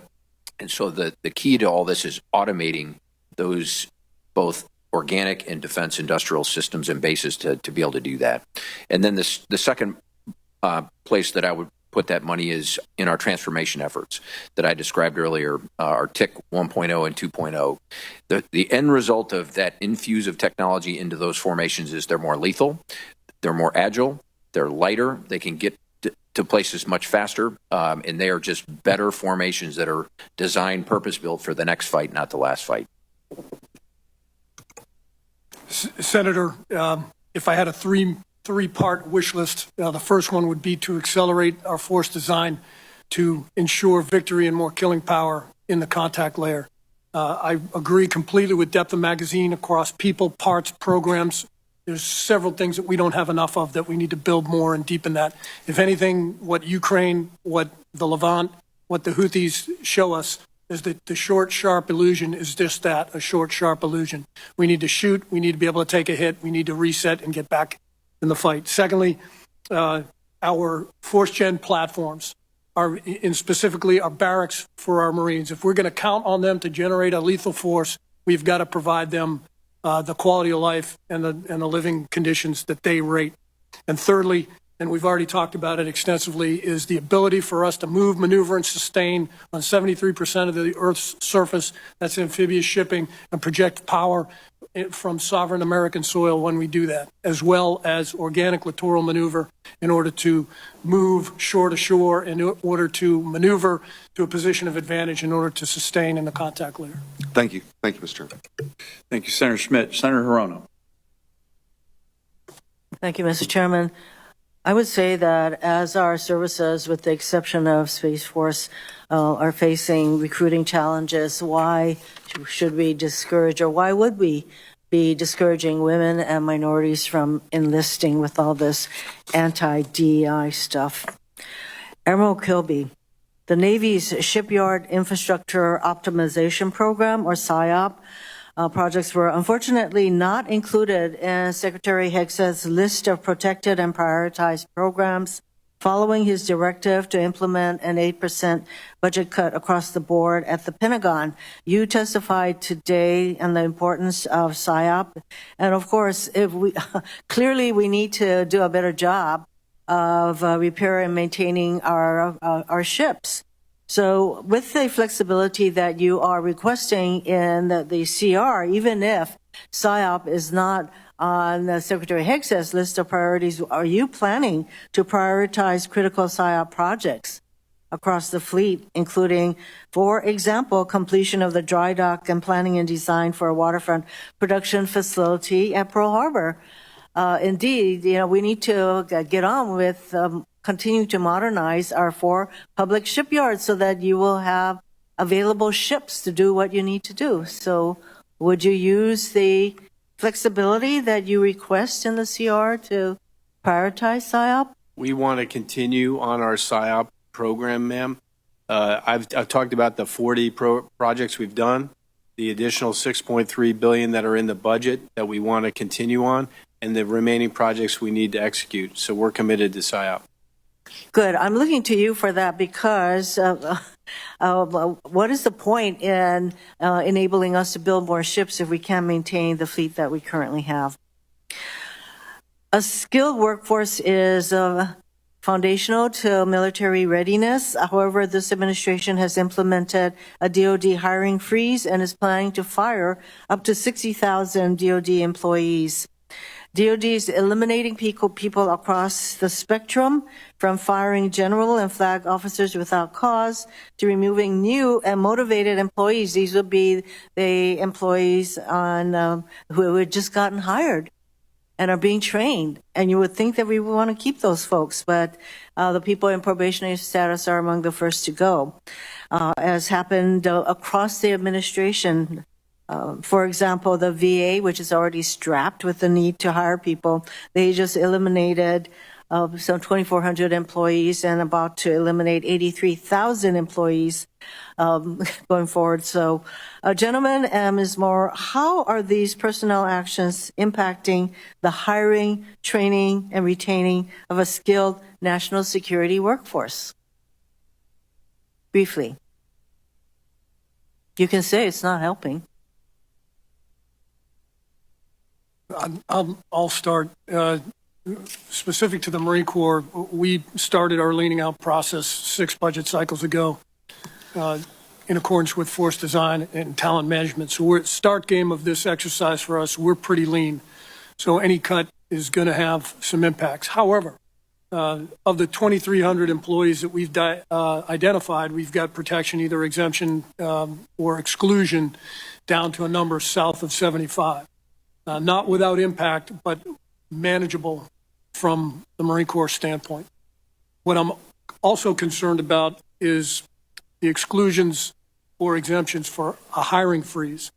We lose about 7 to 10% of our civilian workforce just through natural attrition each year, so we have to figure out a way to replenish that, or the number will just keep going down. Well, hundreds of thousands of federal employees are being fired. These firings are not based on any kind of a job performance evaluation. So it's going to happen to the DoD. I would say. And so anybody else wants to weigh in? I'll just connect to our last exchange, ranking member. The shipyards are exempt from the probationary employees, and they're exempt from the hiring freeze. So we are trying to shape this in a manner that allows us to continue the most important work as we work through guidance from the administration.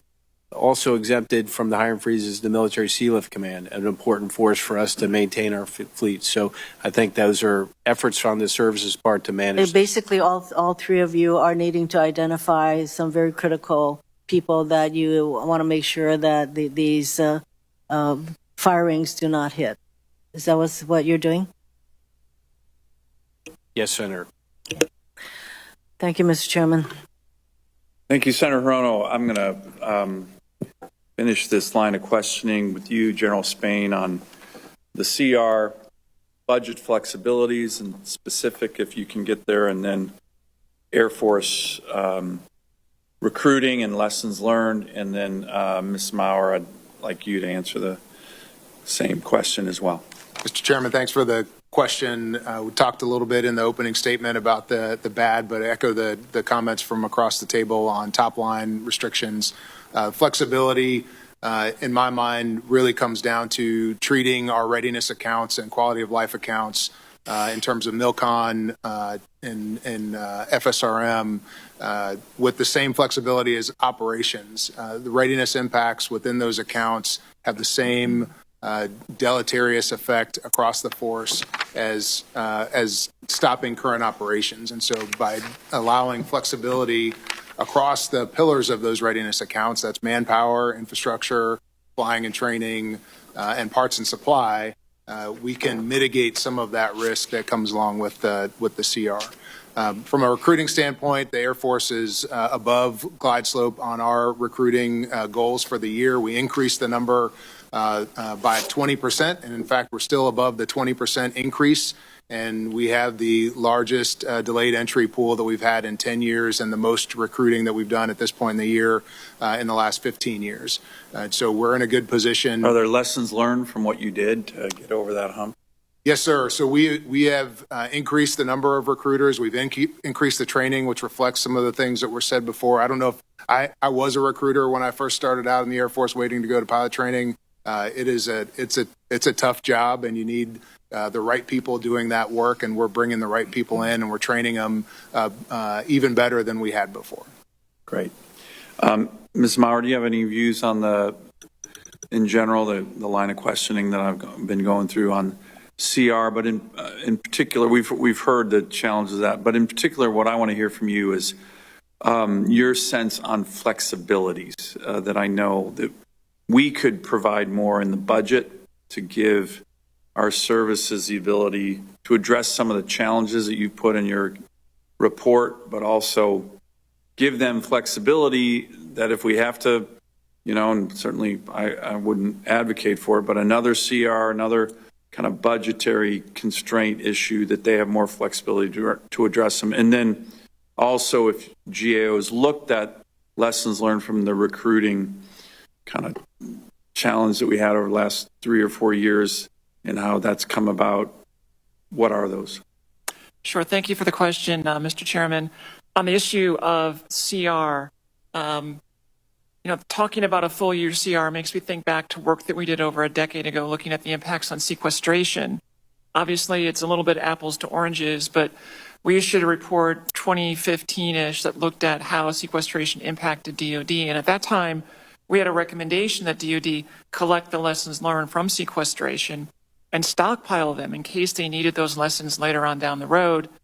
2017, we reached out to the comptroller shop. They said they had taken action to implement that recommendation. So that's sort of a takeaway item for the department, is to look back at what DOD did back in 2017 in terms of lessons learned on sequestration and see what, if any, of those lessons can be applied to today.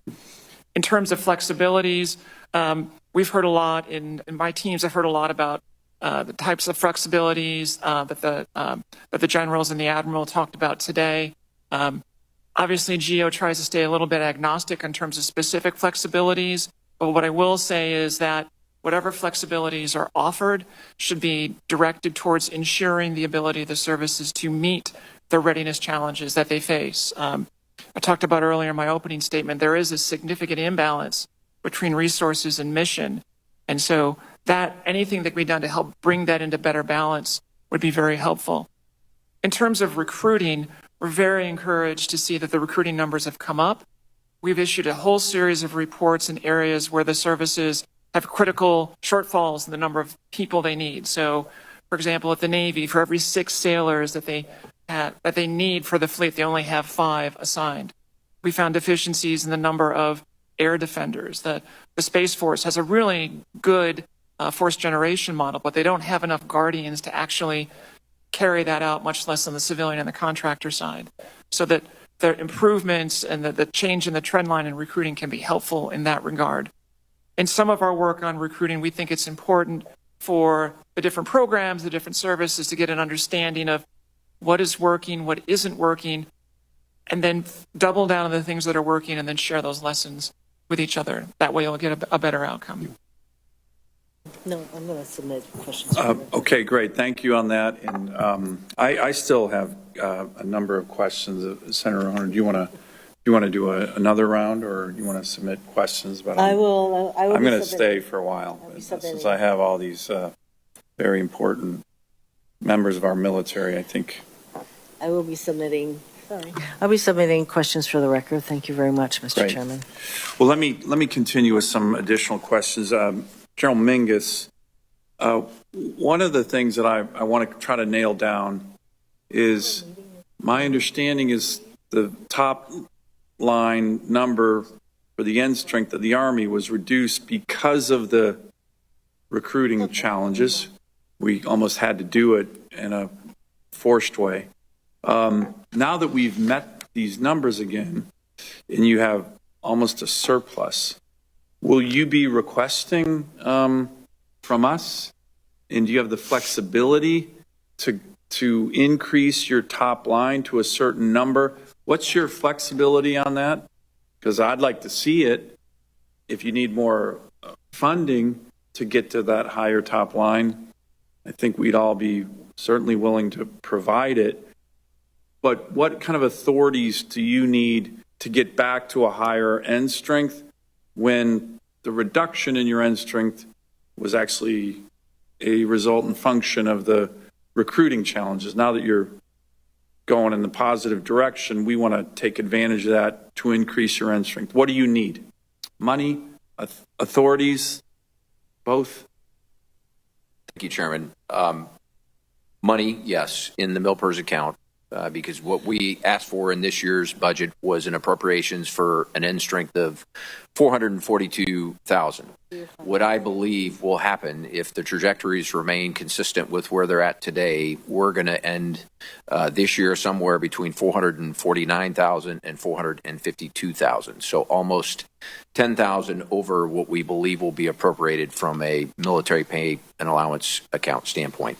So there will be a deficit there that we will have to come back and ask for help. Okay. On the authorities, I would strongly encourage you to do that. Nobody wants a smaller Army, and sure. The fact that you had to shrink due to recruiting challenges, nobody wanted that. And now that you're fixing it, we need to reward you, in my view, to get back to a higher end strength. Yes, sir. And for authorities, the Secretary of the Army, all the service secretaries can authorize a 2% deviation from what the NDAs. So that would put you at about 451. Okay. So we think unless it goes above that, we will be okay on authorities. Okay, great. General Mahoney, I want to go to a topic you and I and the Commandant have discussed a lot. That's where we are in force design. And, you know, very innovative Marine Corps initiative. Started with General Berger, but not without criticism. And anytime you innovate, you're going to get criticized. There's no doubt about that. I think the Marine Corps has gotten ahead of the curve on a lot of issues relating to drones and loitering munitions and, you know, light, flexible forces that can move with weapon systems that can take out Chinese shipping. All very innovative. However, one of the criticisms was that the divest to invest strategy divested too much combat power. In the Marine Corps' primary mission of a 911 force with amphibs, to go anywhere in the world at a moment's notice to kick in the door with sufficient combat power was reduced. And a lot of criticisms came from, within the family, retired 4-stars and retired commandants and retired very well-respected Marines. So that's a difficult balance. I remember a hearing that we had a couple of years ago on force design where, I asked one of the top Marine Corps officers, hey, look, you do an amphibious invasion and then you get 3 miles in wherever you are and you have to cross a river. Wait a minute. The Marine Corps got rid of all its bridging equipment. How are we going to cross a river? The answer, I think, if I remember, was we're going to call on the Army. Now, I love the Army, but in the Marine Corps' tradition, calling on the Army was not something that we typically have done. So where are we on the balance? Where are we on things like bridging and route clearing? Where are we on things like artillery, infantry, which we cut, the Marine Corps cut a lot? And do you still think this criticism, which came from some very, very well-respected Marines, is legit? Are we recalibrating a little bit in terms of we want an innovative Marine Corps, but we do not want to get rid of our 911 capability, kick in the door anywhere in the world and bring significant combat power to bear anywhere? And what's the balance and how are we doing on all those things, General? Yes, Senator, we've talked extensively about this. And if you remember where the force design journey started, and that was with the statement that we are not manned, trained, or equipped for the future fight. That's something tough for a Marine to swallow. That's what generated the shift in some of the design elements of our force. We believe that we're on the right course based on operations extant today, based on experimentation that we've done, based on what the COCOMs demand. That having said, our Commandant is his top priority, in fact, is to balance that modernization, if we put that in the modernization bin, although force design is modernization, talent management, training and education, and logistics. We'll put it in the modernization bin with the ability to respond to crises. We've talked about the dearth of amphib shipping. That's significant. I believe it's strategic to the nation. As far as organic combat power goes, we divested of heavy armor. We do not believe in the situations that we were faced that we need organic heavy armor for maneuver or maneuver support. We believe we have enough artillery, both rocket artillery and cannon artillery, for the problems that we will face. We believe that we have enough engineering and engineering support. You brought up bridging. What we have found at gap negotiation, gap crossing, is a shortfall, and we have divested of bridging equipment, frankly, that was too heavy and logistically unsupportable. So can Marines cross the river if they do an amphibious invasion and find themselves 3 miles inland and have to cross a river? So there are other ways to negotiate a gap, Senator, you know that. But as far as bridging goes, we're looking at more expeditionary solutions. And this circles back to your point of recalibration. One of the things about force design, I'll try and keep this short, was that it immediately admitted to being wrong. We were to challenge all the assumptions along the way. If we found an assumption wanting or invalid, then we had to adjust to satisfy and verify that assumption. We have looked very closely through what we call the campaign of learning at those assumptions. We have adjusted the size of a battalion. We have adjusted some of the aviation capabilities we have. We have adjusted some of the weapons that we have either bought or not bought. And to your point, we're looking hard at expeditionary solutions to bridging.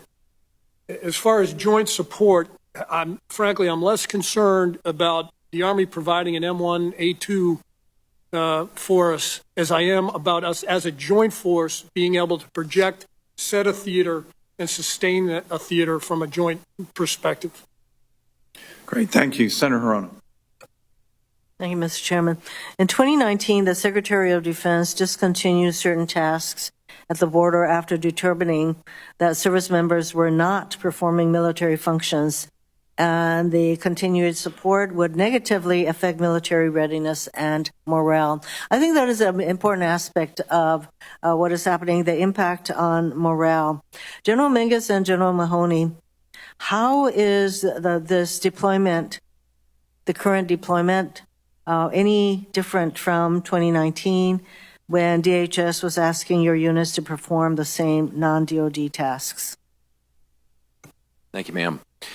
We've been asked to defend and secure the border, and we're gonna do that. That's a priority for this administration. We're going to execute that mission as we have been asked to do. Over time, as we build, anytime you're asked to defend, it has three critical components: a physical, a technical, and a human. And as those physical and technical things come online, as our secretary testified, the human resources associated with this mission set will come down.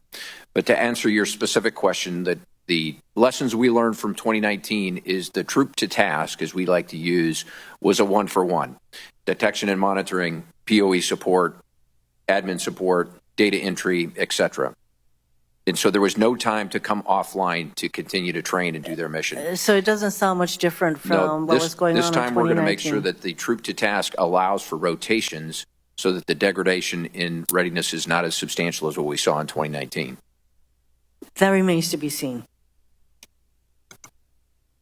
And Senator, do you have something to add? Senator, similar but not the same. We've been on the border, as it's been stated, for a while.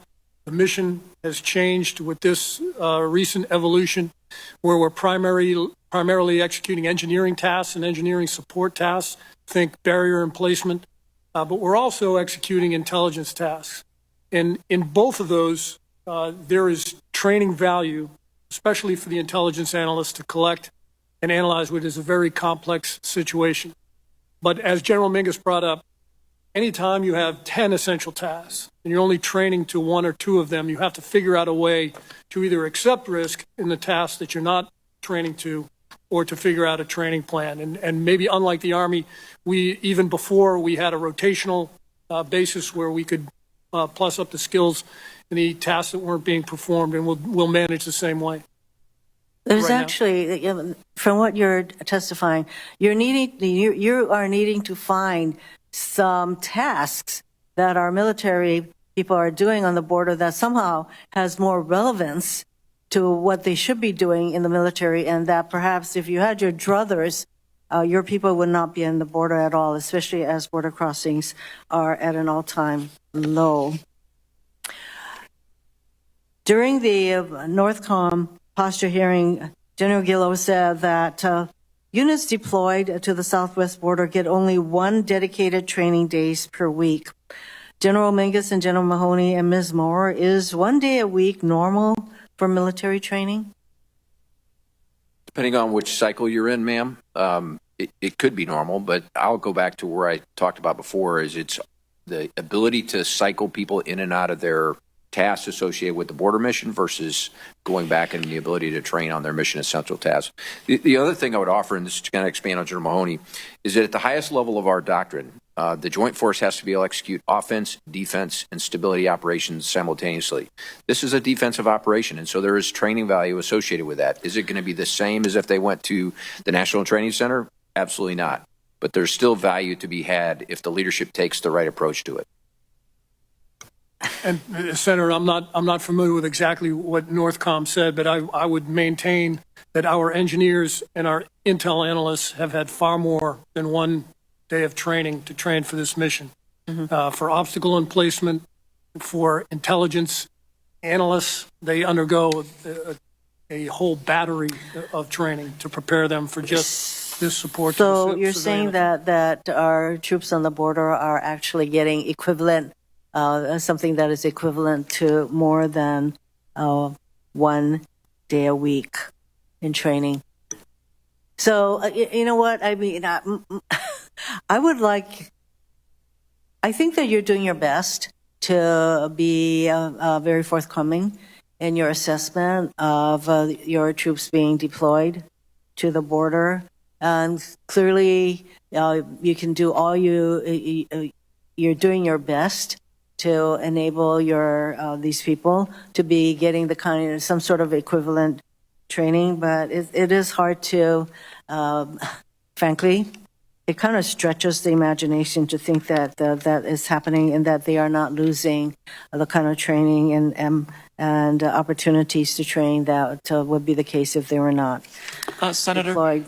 from a GAO perspective, I'll just say real briefly that I think back to one of my previous jobs at GAO. I was in our GAO's Homeland Security and Justice team, and we obviously, that team continues to do oversight of DHS. And I think about all the capabilities that currently exist within CBP and ICE and other federal law enforcement agencies on the border. I think from an oversight perspective, it would be interesting to pursue what those agencies are doing and at what point are their capabilities insufficient to meet the mission needs on the southwest border. Now, we're not looking specifically at that topic right now, but I think that's something valuable to think about. But from a readiness perspective, one of the trends we've seen over the years is there can sometimes be a tendency to look to DoD to perform functions that can also be performed by the domestic and civilian agencies. Mm-hmm. In many cases, that's definitely warranted, but DoD comes in with a heavier footprint. It costs bigger dollars, and it does have a readiness and a mission and a resource trade-off for the department as well. Yeah, of course, a flight using military aircraft to take only about 100 people to another country costs over $2 million. That is not a very efficient use of military resources. You raise a good point, Ms. Maurer, and up to date we have not received information from either the Homeland Security or the DoD as to the need asserted for the troops to go to the border.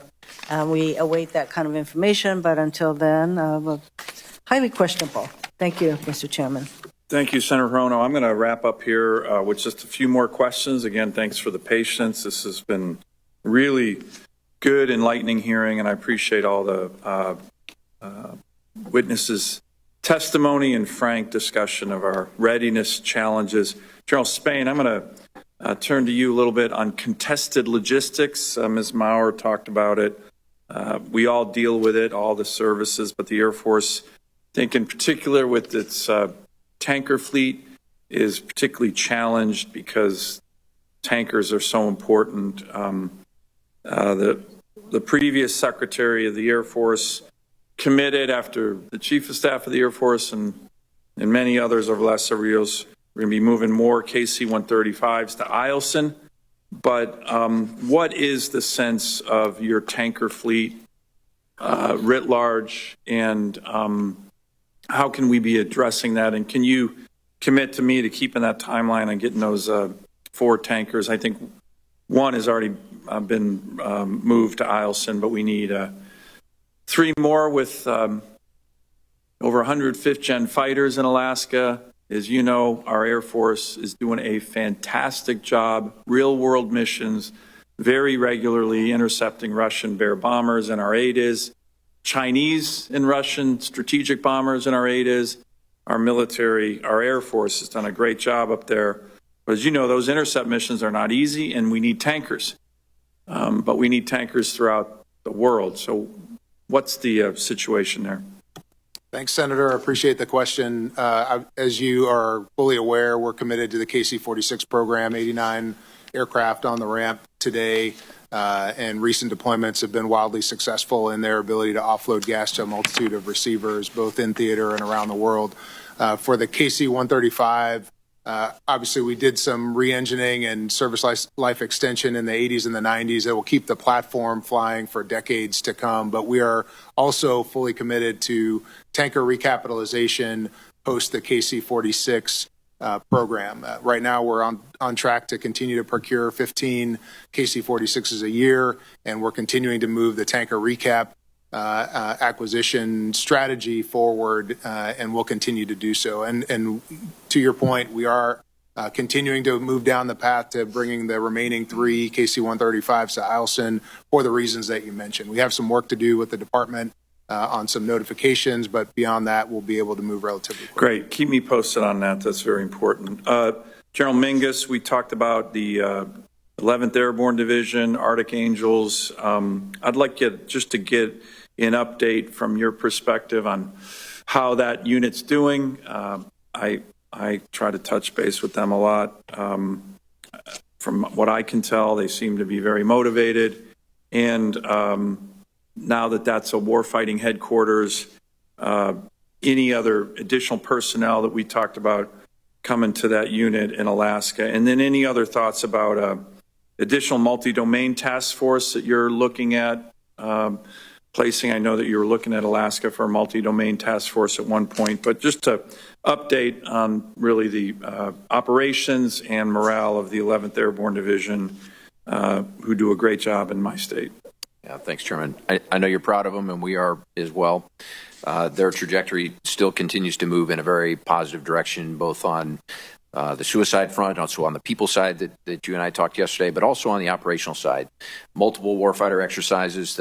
They just demonstrated their ability to self-deploy in-flight rig all the way from Alaska to Hawaii, jump in and participate in a high-scale warfighter exercise on island just a couple months ago. So from an operational perspective, they continue to improve and get better every day.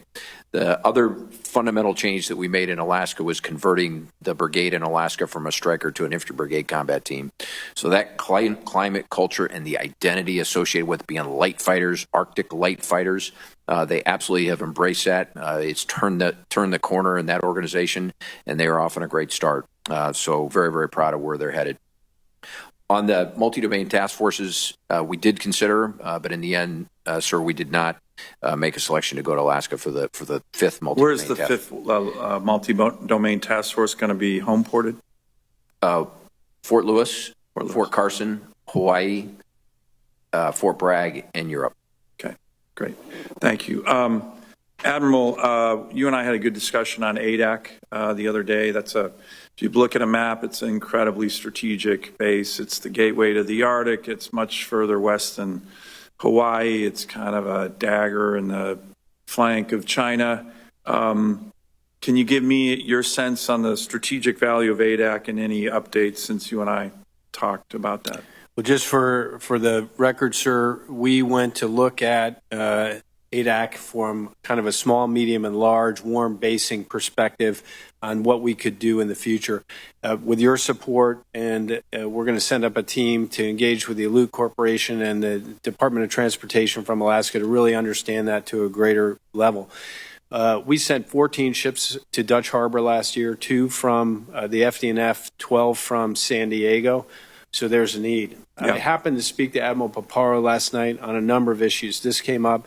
We talked about the increased activity by China and Russia in that area. So to me, that lends itself to address those types of activities, so we're not having to sail so far to get there.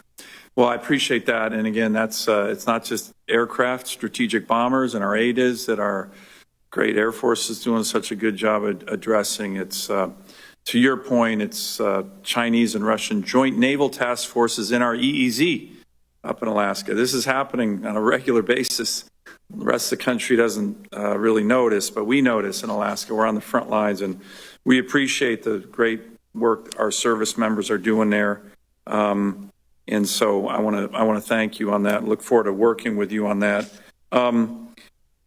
Can we get to a point? I know it was already discussed in depth, but on the amphibs between the Navy and the Marine Corps, General Mahoney, we talked about the Marines kind of 911 kick in the door capability, but essentially that goes away if you don't have a MUARG that you can rely on. So, Admiral, can you commit to us to work with us in the Marine Corps on prioritizing amphibs? I'm just being frank here.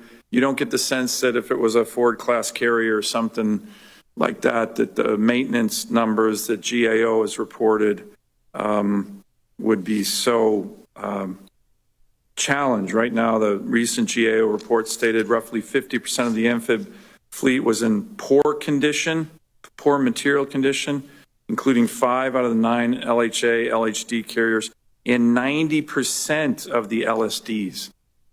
Those are numbers that are shocking, and they really undermine the Marine Corps' ability to do its job. And it's a team, one fight, Navy, Marine Corps, but that's a real detriment. Yes, sir. Thanks for that question. I'm not satisfied with amphibious maintenance or readiness. We are committed to the 80% combat surge ready. In a subset, So that's going to be all surface warships, well, the 80% idea. Yes, sir. But as a subset, I've asked Admiral McLean, who is the SWO boss, to really do a deep dive on amphibious ships in particular. And there's some things I discussed that we can do better there. But you have my commitment to meet that goal, to exceed that goal, and to ensure that we have a three-ship ARG ready for the Marine Corps when they embark. As a result of the Boxer and WASP challenges, LHDs, that you mentioned, I directed a study in last April, and I reviewed that study in November, and there's some actions we're taking to get after that, splitting up the flag responsibilities of CNMRC, which is a maintenance command as of today, and C-21. Admiral Bill Green will give command to Admiral Lanneman, and he will be C-21, and Admiral Lanneman will be CNRMC. So focusing on that with that effort and leadership, I think will help us there. But as a subset of our perform to plan for surface ships, I'm going to focus on amphibious ships. You have my commitment. Great. Thank you very much for that. And General, how many MU-ARGs did we deploy out of the West Coast last year? 15th MU. Was it a full complement? It was not. It was due to the issues with Boxer. Somerset sailed as a single. She was joined by Harper's Ferry. Boxer had to go back for maintenance. And so it was a conga line of three ships. I believe they only operated as a three ship for less than 2 months. And we need to fix that. My final question is a bit of a complicated one. So,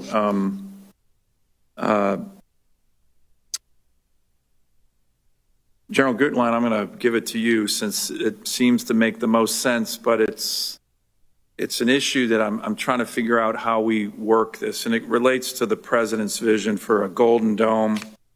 I, as I mentioned, have drafted legislation with Senator Kramer that we're hoping is going to be bipartisan. It's very comprehensive in terms of missile defense for the country. But I think most people would be surprised that missile defense for America really, really strongly entails pretty much every service right here. Of course, there's a space-based component that's in my bill. There's an Army component. General Mingus, as you certainly know, the 49th Missile Defense Battalion is a U.S. Army battalion at Fort Greely that really protects the whole country right now. I love their motto, the 300 protecting the 300 million. But all the ground-based missile interceptors protecting our country are at Fort Greely. This bill would dramatically plus that up.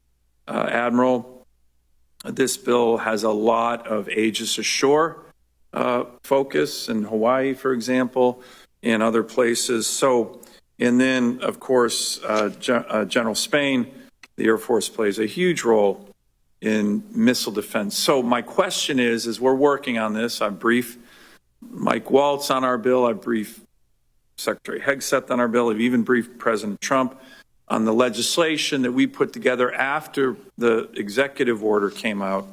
So I know the Pentagon's really getting on this. But how do we coordinate? What's your sense? And General, I'll start with you as a Space Force service here. What's the best way to try to integrate and work together? This committee wants to work with all the services, but it is an integrated effort.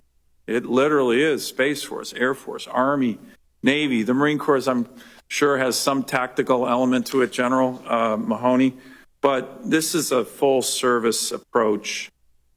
What's the best way that we can work together legislatively, of course, with the president's executive order, but the full Pentagon integrating the different services, all of whom play a important role? I think a lot of Americans would be surprised that, you know, the cornerstone of missile defense, which is in Alaska, all the ground-based missile interceptors commanded by the Army, all the major radar sites, particularly the Clear Space Force Air Station with the new long-range discrimination radar.